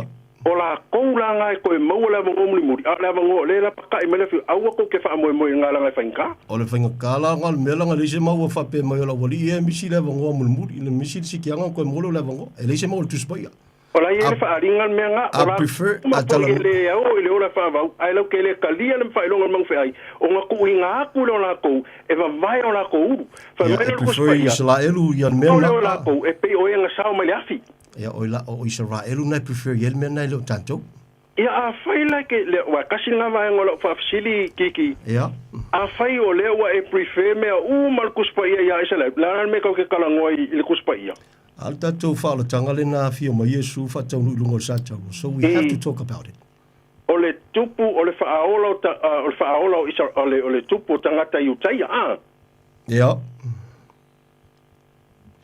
ia o le mela nga lo ke fia le mafuai a fai wa so se mela mo ke loa lo ke mai kawinga ya e ke ngofo mai ave ese o kan me nga fa kau e o por sfurua o me nga me Israel ia a fai la o Israel wa ia fa kau er kuspa ia ko o le me wala inka ku kala ngofo wala ia onai mani no ia lu poletu ale u fa fta ia Yesu mo welu tatu wa no analesia no mali wa Yesu ia tu loa ta lofa I lau susunga ta lofa fo ia ta ita ta lofa ia ta to ai ol ta to wa no le o le merilo le letak no I paulo le kalisi kolose mai o le merilo le nu ese le wa ia te to le lofa tu no le so ele ma failang ka ko ngungu wai and at the same time fai mai paulo ia o to mana tu o to Samoa fa pau I ta to ia ta to mana tu ai lai lo lava ia la ta lovan fa manatu ia Samoa o ine ia se Samoa fa pe wala vale lo ko sa wai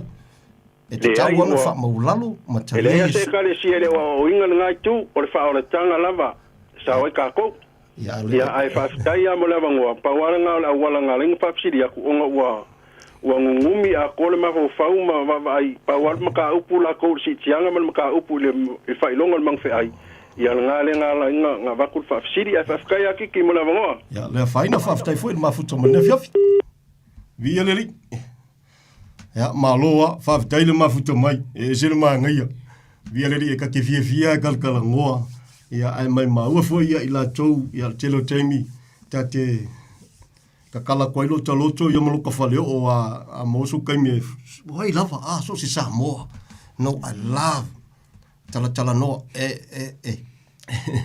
it's not about the difference between churches or between people e leo se ngo tatu tangata po tangata lo tu po fea ia life for not what we know only not what we know pumoni ia Maria so se kalesia au ye lo pole tu vange el vange ku la la vea ko malako ia Maria e te tawana o wina lo pole tu ile mea e te tauna o wina amen ia fa fia pele e ole up ai leo tatu o le tau ia e leo se vi ingo se si tulo patalo fatu ne fiafi na nga falo ya malo se fo lo sunga malo la ya de e fengo fia sia o fia malama ole chichile ku le lima venga le o fai no ko ngale mon se ai yeah that's what le me e fa fengo fia le feo ia ole awala muamule na lo pesi I ole introduce mai ai ole memonia ia ole kamanga ir ke me fa malusia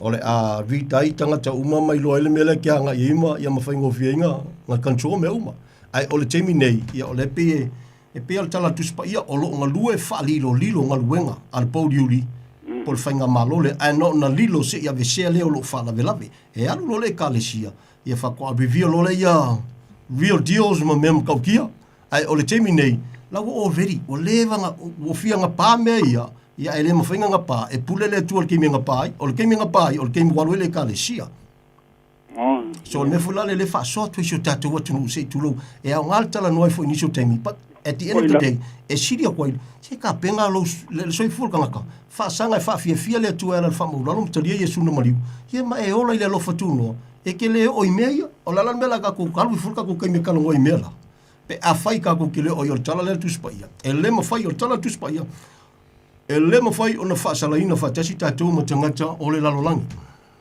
moila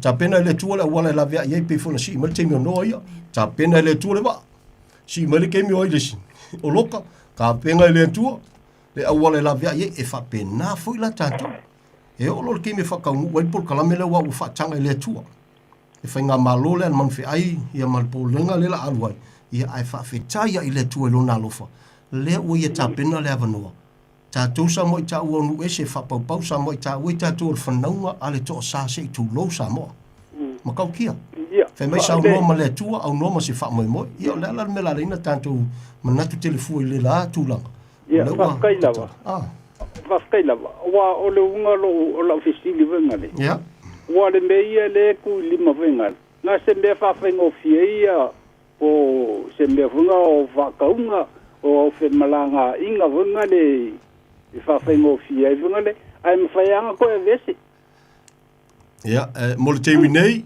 o mo le terminei e ma fai na tupule mena ai o e le time e le aso ia e pipi iloa ia lona winga se tulo ia o mauti noa o le ise koe ava noa le nata ngata but not at this moment e lo terminei ele o lo fa pale pele tu ele lo fa tu noa le li ia le la se ngomi ia lo ma fo you wa le meia le e fa mo o le fa ka malenga lo langi vanga le ia fa fengo fie e u ia inga ia ole ma fem langa inga me o me fa va venga le okay lo le me ko wala ko le o le pier ma fa mo fai long o le mo au ma le ma kamaka ia ai fa kai ki mo le ka ko po kalang ko va vai fo ima ko vidi io vanga la io po da komu ia me fa pi di mo ka ia ai fa kai a ke uro ma fa ko lo fa foi de tunga le di o kai ko via le te foi le ma futa mal ne fiaf via le ang le ne fiaf fa sai foi ja praise the lord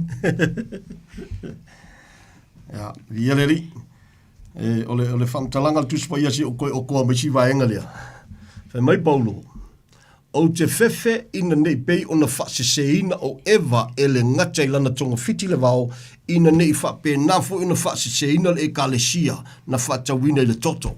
Le toto Yesua le isiang sala le ispepelo. So o mea whaafolinga o mea ia ma mea kau whaasesea ia o le already. Le o lewa whaakama moe.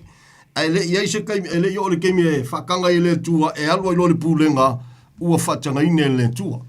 A wale whangale. Ele ia se tari Samoa, wana o Yesua, mana ia tau tino ngā paulo ina wa pupulo na manta o atu lau. Whai mai, e o ai mea sa ka ua mo whea ngai isi mea. Peri tomel poe valu le ainga o Israelu, o le tu ainga o Penyamina, e peru o sa e Peru, i la le tu la fono, o le whau saio whai mai, la pisi uma mea, Samoa tu lau, la pisi mea uma ia, aisea, o le sidi ese o Yesu. Taula iei nalo loto. Taula iei nala o unanga. Ai tapua i ono Yesu na maliu. Ono le tua na lofa mai ala ilu nang pele na maliu. Taula iei nala. Ngai lo le halu tatu mafau i ima oma. Ia ai whatua na ima lea mana ial mena tupu lungo o san taulo wa fuai. Ona tantou sauloto. Manuia. Ai o saulotonga ilu si saulotonga whai alme fifilta malong tua. Ai o saulotonga una malofai. Al vinga fo ile tua leo noa. Praise the Lord. Amen. Praise the Lord. E tāsi ale tali o le nei o langa Samoa. Kasi ale kali o kako. E manatua pea ma tawa langa fo iniso teimi. Sko ingo Cornelio Ma kau kia fo ngā kala. Fe mer kala le angeru wau du mo le tua unga luenga le leima mea le ke whaia o kangaka me kangaka kongu ma sa o longa loko i le tua ma. Ma kau kia ngā kala. A fe mai koe a winga kua le angeru ma whai losko inga ia vai. Ma lo. Ai ma lie lau sunga. Le wo umang fulfio le upule ang kaua. Ua na o ia le tali. O le ala upumoni ma le ola. Yesu Keriso. Ele o Yesu le kali au le ala ia kula fonga o le ola le se sia mea. Only Jesus and Jesus alone. Amen. Ia ngā whaalonga ina ua Amerika mo pekeru ua le sa wil fa so fo se temo ne viafi. Ya. Halua foi ka manga ai halua male loko la ke sia ko lo fa la inga o fa la inga ai halua mal manga ko i o le sala e se vai ai o loko ngala wali ia bi ele li e fa mo lo tatu loto Samoa o ka ko ia e wia o le la lua fita usanga tanu maliu ia su tanu mia to so fu manu malo mai o wa fio le tu tama tau to mai fa tu mo le au pa ia mo ona tangata ala la vai va palpale au le lofa tu no le ta tu tio lai ia ele fa va ele te mi te puni ai le fa tu o le lofa tu no fam talanga tu spaia te walanga la ma le loto e fa mo lalo ia le o se tala ingo se lotu au le tala ingo le men tupu ilungo le sanchau wana o ia lava le tali Samoa amen wana o ia lava le tali praise the Lord praise the Lord praise the Lord yanga ngomwia la unga kuloia pe kelu makau ye o Yesu lea ia mangwia kulo masko ingo o kone dio mole inga sori via le e monia e saunia e le tua e awala e la ve il tanga taya e nau e loto monia i le tua po wal me o langi ngefu ele o malama o nga esela wa onga la wa wina o nga esel fola o nga la o nga ai sorry I'm not afraid to say that kumu sa mo le merna hallelujah ko fam kala kuspaia Samoa amen e toi fa majala le tuspaia so sonio le ngang pa io le li we worship you Father. Hallelujah, hallelujah. Alfaftaya mal famulalo tato loto. Ona Yesu ke riso le tari. E fa le longa. Ole me fa le longa e PCI a wone ngalonga nga inga o tofu ina fo Yesu ke riso ka si fo ia sa kangil kuspaia. Ya. Ko sila ia fo ile ngai vai kaimi ia e fa penga pika pisi ka si fo ia ele people ele o langona tele tan to tele tangata pi la unga ia Yesu pese ia Yesu ala fo mai ia ka funga fa mele ka funga fa mele ia nga fa penga kwa nga ko fa funga ke lo kaimi o winga por kalame tu la fono sapaki se fuluai you name it ele ngi mea ka ko tasi al tali o tātou na o Yesu lava na whaasa tauroina. O matuai matau tia, ma ua matua lava foi matutoi. Le tau tinonga paulo e whaalia i ma whaamausalia i le natulanga. Isa la erul ka malo e whemaia ua la pisi me umana. Awa mea, peri tom me le poe valu o le whengainga le melea. Na inga isa la erul. Benjamin al kamajiki e tribes e Peru sai Peru i la tu la fono fariseo ala lantau tinonga la pisi me umaia ai sea ona o le sili ese o Yesu lea amen Yesu le na fasata ruina ele siang sala via le ia le fatua mavai tu neilta le kemi ka ole Easter ia tu lo na te fafonga ele fa ka falka ko por kala mele ko umis kemi na te fafonga ka ko ke e manga ia le fatu por mele ta o Yesu no maliu ia ai matau tia fo e fa ia si fa pa ole sole ka ole Easter ma ko kia Samoa ia le fa aperi nge ka usanga ele lo por ka usanga fo fa maki ia a fai foi tu lo o geika ele lo poile Yesu le poile ko inga le nga maliu le ka wenge a fail tala tu spaia fa pe ona yai o yona ile manavo le ai le tolu wao e fa pe fo Yesu Kristo ona yai ile le po au tanu lonatino ele so fanga nei po le tala tu spaia tolu wao ya asfalaile po askongai kasil po askongai po asusa lua po a fe mo ko so fo mo ya ilasa a mariu les for really awane mama sangia ya tatou Samoa le tau fasisele awane mama sangia ya tatou wa onga ia e aula na tatou au auna e tusa male upu tau tala e tusa male upu awe teita mai fai tau lo tuspa ia a ver tala tuspa ia tolu po tolu wau ia lela lo ko vingala e sela mariu le fikangi se kako pe a fa pel tala le tu spa ia e ka kaulang ko soi fu me la songa fu ia lo pe pesele le ko soi fu me o ka ko le sa aua nei mamasangia ia i tātou Samoa nei mea tala tu spa ia masino ia i tātou mea winga ese tala no el chino ke riso le kalesia e le malama kingo langa tala tu spa ia e whainga tana malama le chino pe le malama le chino i me whaleanganga na le tangata whaleanganga i malama i mea ia a whaila ke whafonga e ke loku e ke le isalamomoniam taria Yesu ia malia la lausunga e whainga kahanga i malama o oe lava nai alina whainga tā aisha e te le i salamo mai whapea atu ta malo wola le nei le atu wae wha mangalo lo tangata sala lo wola le nei o filifili a veo Yesu Keriso maali ima whaola i lo olanga then a olana e wa whanau fuwina oe i le upu ia mau e tātou e whai o le nganga pa i o le mea lofa whai whaina ia ona visoswani le te malam lama i mea whale nganga pa wala le tūlanga e mana mia lea wa wino o ia pe kalangol mengo le susu fa le nganga wai le fa pe fa ngau mai loku aku le kalo po le ale ma ia le kalo le ko ele mo Samoa ai avakulo le pepe le fa kwa fa ngau mai ia le tanga cha fatu atalia le li salamo matalia Yesu e malim fa le lono langa ia e finga tana malam lama jelo mea ia ai le se me ye o le wingo tala o le me sidian taua o le temi te fa mau lalo i lo loto matalia Yesu lo langa ole manga yonga ole meari yanga alu wala ia actually ole me foi mau chinoa ole taua fole na e ya man tua me tatu Samoa e yele Yesu ese tala le tu spaia lo konita sutasi e yele Yesu ese e yele a tala le ese e yele nganga ese ya na yese le funa pina sa no ina foi ese tasi o sole na wala mai ya e malam lama mo Samoa ka poi mo Samoa le tua malia lo sunga ke le ia fale ko ngol ngasa ngwa ke malam lama loi loku malai Samoa ya Maria lo sunga ke le ko sunga la force se la fonga fa pe se po faire lotu no we can't say that se tu lo Samoa o teita te le yo lotu e vetanga te sheoli according to their teachings and their beliefs kele Samoa la tunu pele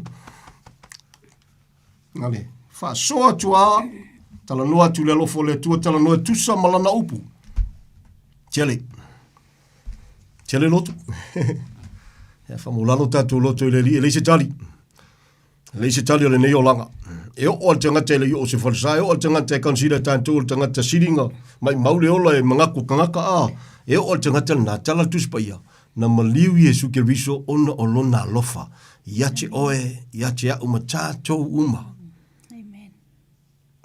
We worship you, Father, and it's a freedom to love and to serve. Simple ale polo inga ele on tala tu spaie ma maio polo inga ai on mere ma mai lang ola ka ave yo ka ko fale ko bum ka ko leanga uma o fesu ya ilamu mai vakula wa mo ka mo inga mai yo to fa wa o ya ja wa o leanga malu mo le loto mo walalo se fa fonga ma ya Samoa le nefiafi whoever you are peke faife au po o ai lava lo ka loku ka you name it a foi ise que me que la fosse foi le fa pe que le popole wia e pe que fa fonga o ai lava pe Michel que me lo pumongi e pe que e ya pe pula o ia me que mga kwai pe pula foi le loko que loko ai ya na so sonia ai le famo lalo o le tua lofa o le tua foi le ulongia e wa lava le upunga fai lo ai le pride of life mai lo foi nga ele o ia Yesu lo wolanga ai Michel ya ele temi e o soele upu foi le pe o lo ti nga ile temi just a heat of a moment ya fai lo kala e li fa pe ma fo fa fa se me fai mama sang ya la fo ni upu fa pe ya talofa ya che oi praise the Lord ele o se mele le o sa kangi a fa kana kuspa ia ele kasi longang sala sa kangi ako mai lo lalungi Fam talanga tu spaia e fe lola ke minga se isko inga. E tangi ai de fa maoni o le lofo le tua. E le kasi kaimi. E nga olo nga manato ia fia e so aku ia kukusa ma le tua ma pese ia claim mai foi o yo le tua. Fa mai lo mata ma po le tua soi fua. Le ai sakangi nga o foi oi. Ai. O le whai te tengana o tātou Samoa. O le alofa whare nei o tātou tangata, miselo tātou Samoa tu lou, le anga nuu Samoa. Be very careful. Langa iele wha mawalunga wha leilonga wha valvalea o lo lafi e kukongu. Pride of life, of course. Kau kia ia Samoa. Tala tuspa ia ea, e te e le tua i le wha mawalunga o tangata. Ai wha ilo na lofa tu noa. I le loto wha maulalo.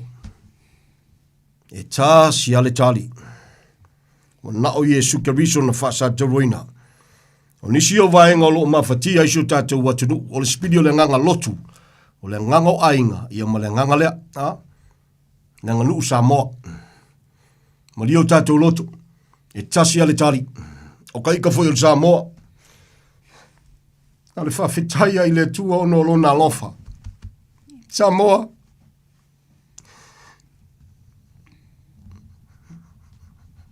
No, Yesu Keriso ale tali Samoa. O ka kou Samoa i ka ua o whanaunga to sa Samoa i tau o nue se whapapau sa au noma le tua au noma se whamoe moe. Au noma whea ngainga Israelu. Ai ona o le alofa tu noa ala na mariua Yesu Keriso mai o esa vava mamao a ua lata mai. Ona o le mariua Yesu. A whai le nkau kingo le Israelu ka ula pisi mea a o whea ngainga isi mea. Ma te ngata na lantu wosi whea ngainga. Ia o whela o koe kako ma ia mea kako ke kau pisa koe ma Ia ma kumu e kako whare whamasingo. Samoa. E lofa Yesu ia te oe. Hallelujah. E whanai tupu e ale lofa pia ka wawai ku fo ile. Ngala lo si kako whainga malo ma Mai o lo angai ama. Ia o Yesu ale tali. A tala nolo i le soifuanga le tino, se ki ngā ama. Ia, sila lo i le lofa tu no le tua. Ia, ngolo via fusia ia ka ngaka sori. O Yesu le tari. Amen. O Yesu le tari. E whamalosi ma le loto e whamaulalo le telo teimi. O vaenga taua i e lua e le mawhai ma ua whamani eina ma ua wha amausalina le tua le loto. Firstly, o le taunga talo tātou tau. Tango talo tātou tau. Toto Yesu na whai.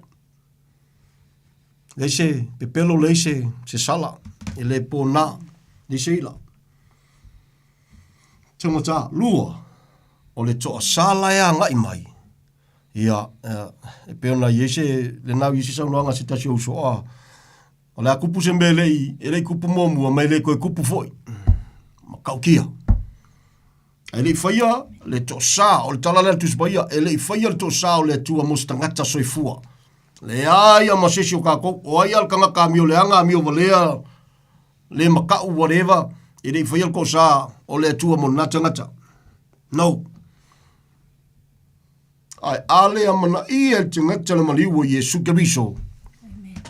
Ia, ona whainga tālea. Ona whainga tālea. Ai lea se tali o neo langa, Samoa le atunu pele. Ia leri. A kako koe auri aku le fia, lua ongo le waiai, ko se fulu, fa se fulu, lima se fulu. Ia, e pule a wao ale atua, o le mea ua mautinoa, ia, ua eva aia lava le tele o isi o swinga waiai nei. Ia, o mei e whemeltala tuspa, ia. Taula le va aia le tangata o le atua, le mea te tauna taula ai. E leo le kiri siango i lau nguku. Monday to Friday, or even Monday to Lesi, Monday, e alu ale mawhau i mea le kingo. Kala le kuspaia. O le singa ele whale kongo ele mea. Ai ole popole i mea ale lalolangi ma le pepelo le oa ua le fua i ale upula i whalongo ai. Whenga ta, Samoa le atunu pele. E lofa Yesu i a te oe. E le maliu fua Yesu Keriso. Se mea ina matango fia ia. Ia le taria fua le tangata o leri. Ia e mwhai ana e taria i fui i lunga mfonga ki ngafai. Lunga lo muenga. O whiala wanga ke a lala ima e kongol ka vale wherever you are. A whea o ngalu atu le nganga o le tua ia te oe. Tau alo whapei fuma lo loto e whamaulalo tamaa. Le tua whamangalo lo tangata. Pea whai o is tangata li whaolaina. Langa e salmengo le lotu. E salmingol kanga kaloku kanga kawa polal mo lungo kulanga a faila va kele sala mo moni matalia Yesu o tala tus pa ia ve melfetala nga Yesu e lole la au yo na fua Lofa Yesu ia te oi. Praise the Lord. O te ero mea ia pe fo naulu fasoa ilo te umil ne fiafi. Ia. Nan mea lenga ka ku kalong fola pe fa Israel. Nga e kalong kuspa ia ngo ile ngo ka kongu esi. Ala vai kalong kuspa ia. Ia la langa si mai e fainga kankalia. Ia makau milo ku mea meo la ela ku ke awa winga al ku la fongo ma sapaki mas furuai. Malie o tanto loto. Ele ai mas kanga ka soi fu e fasalai le tua ele faia mena. You read through the Bible. Akile son kau kala se mea o te tau tala ma le loto e fa maulalo ele mautinoa. Al pulenga fu fo ia le tua te tau talai. Nothing. So se fai fe au so se loko o inga nga mea o lo molo wa vanoi te Samoa ai. If not, yeah. E se foi la fa va o ela o leus kakai. Tala tuspa ia a fai o le oti le ungo tangata na soli tu la fonona watu ya Mose. Mori mawina e to lua po to lu fai mai loa e siri atu le mamafa. O le sala tau salaina tangata o soli le alo le tua tau le pa ia ina le toto na malingi upu fai le nganga o le lofa tu noa. Wow. Kasi ale anga sala malo ale on sai malo molo temi fava noina. Mai se o te whafta iatu so se Samoa mantua o matu tangata whatawaa i le te talo. Leo se tala inga o se lotu. Ai o le tala inga, o le whamanatu, o le mena tupu i lungo o le San Jauro. Lona lofa tu nole na, ele o se sokako le lei, ele o se amio o tonu se tangata ina nei mita vale. A o ia lava na mo ia lofa mai. O le mea lofa, fuaina. Praise the Lord, praise the Lord. Ai mantua i tantou e le whavavau. A le lofa tu no le tantou te saafi ai. E le asi tali o le neo langa. Anga le leile tua i ato o le nefiafi. Praise the Lord, praise the Lord. Manua moolo o vanoa. Manua ta ua le aso nei o le aso nei. Praise the Lord. Tu maule vi inga o le tua, tu maule tatou whatau wa a whawhetai tele. Maulu teimi whaavanoina. Tanto tu mafuta foi la sa.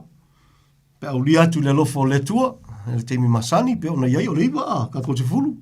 Pe o li le lofo le li fa fete tele lava mo lo teimi fa noina, malu te stolu fa oli mai wa. Ya le numero en feina e so tai mai ia po le olu fitu ono fa lua o tasi fa. Tatu tala no.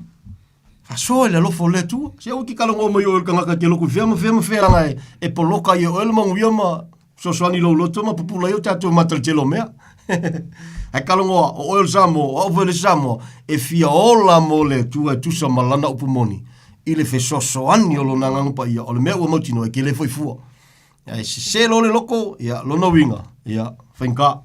Ai ale leile li te o le ne fiafi. Amen. Tu mau olo fo te mai lungo i tato uma. Praise the Lord. Anga le lei atu le tua soifua i mea uma lava. Ja. Nga tia lava lo tātou whatawala, whai se talo ta maa, ia, whawhitai tele mo ne fiafi. Nga tu sauni fo e malo lolo mātou atua, whawhitai. Whawhitai la upo lo ola, o lo ngā lue ta maa. Whawhitai alo nganga pa ia, lo mātou atua, le whesosoan sili. O le whaunga mātou te malo losi ai. O leo lo awhio tutonu o lau whana, o e usalamo moni ma whatu atua ia te o Yesu. Ua wha mau whailunga ina e fo iu tangata mo lau a whio tama. Whaaftailo matu watua i la upu wa wha manino ma wha malamalama. O na o Yesu ke riso na wha sa tauroina le tali o so se tangata soi fua tama. O so se mawhatianga, so se avenga, so se whaafitauri. So se mai. O na o lau a whio le tali. Si tia iu au lofa me uma so se Samoa na whafafonga fo le nefiafi. Lo fina ngalo lofa e whatau nu e leo le loto o le tangata tama. Le whangaluina si o matu watu nu pele, i ona tei tailo na whainga malo. I ona tangata nu tama, ua lofa tu noa, awa noa o whaitu toa te tala o lau upumoni. Ina e whapena na whafafonga ai matalia ma le whamaulalo, a o tu awa noa lo lofa tu noa. O alawa fo inga luenga whaia ina, nga luenga tau whasese, nga luenga whalawe lawe al pauri uli masatani. I lo suafa manu malo i e suke riso. Satani wa e whai ina e whavavau mori mawina le upo le atua. Mātou te lewa lea iau tonga fiti whai eina. Si te atu ia te oe mea uma ma le whamaulalo. Si ti atu tamale pulengo le tio le fangaloina e te talo tamale a wana foi lo tiu te male ainga le fangaloina no nu o Israel te talo e ainga le fatu tua lau tele i sose ngangana i sose lanu e o salamo moni ma fatu tua ia te oi Yesu Keriso na fasata reina si tiu alo fatamale a uso le uso tamale le ngate leo maola fatawa a male fanau. It's an honor to serve and to live for you, Lord. Le ngate leo langa nei o leo latali. Ia vi ia oe whawawau whawhetaitele malpuipu iau te ngatali ni whawhiafi. Ria siaso momua. O le vi inga mal whawhtai fo ia te oe. Ia vi ia oe nei maso mal whawhetaitele tama. Alai lo walo pele o Yesu le whawhetaitele. Amene ma amene. Praise the Lord. I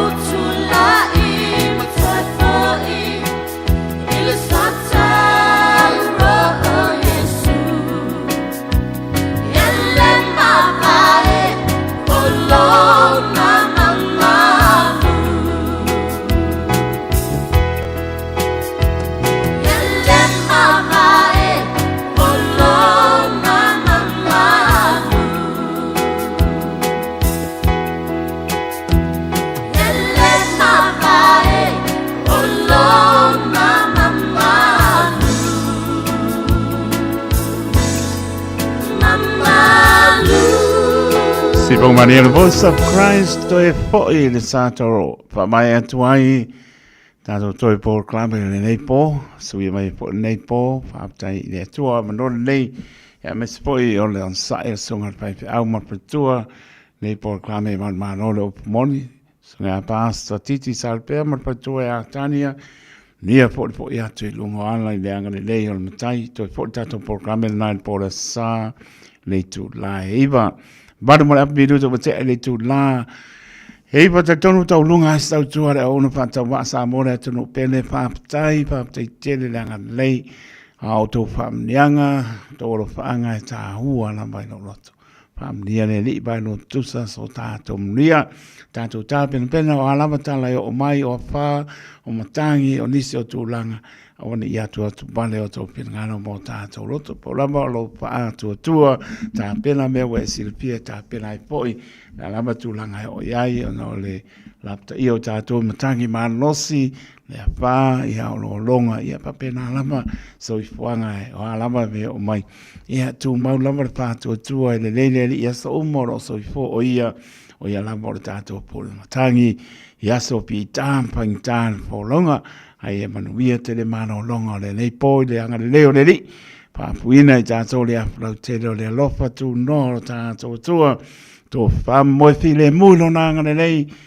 Mau le aso a tāo po ringa pe tātou i lona alofa ma lona anga le lei. Lei es pai asa ma se mau sa mole atu no pele poto tau tai se le nātu yama a pai wa se uta tonu pe tai loto nganga ke siano o te ma nganoi.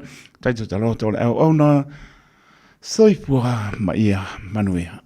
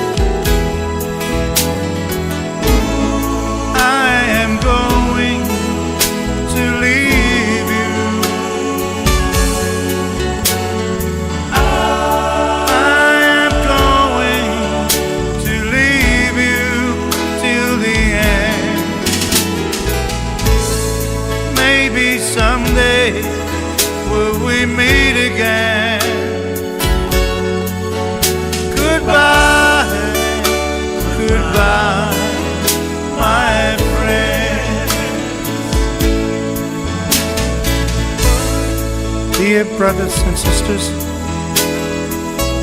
in the book of John, chapter 14, verse 1 till 3, Jesus said, "Do not let your hearts be troubled. Trust in God, trust also in me. In my Father's house are many rooms. I am going there to prepare a place for you and I.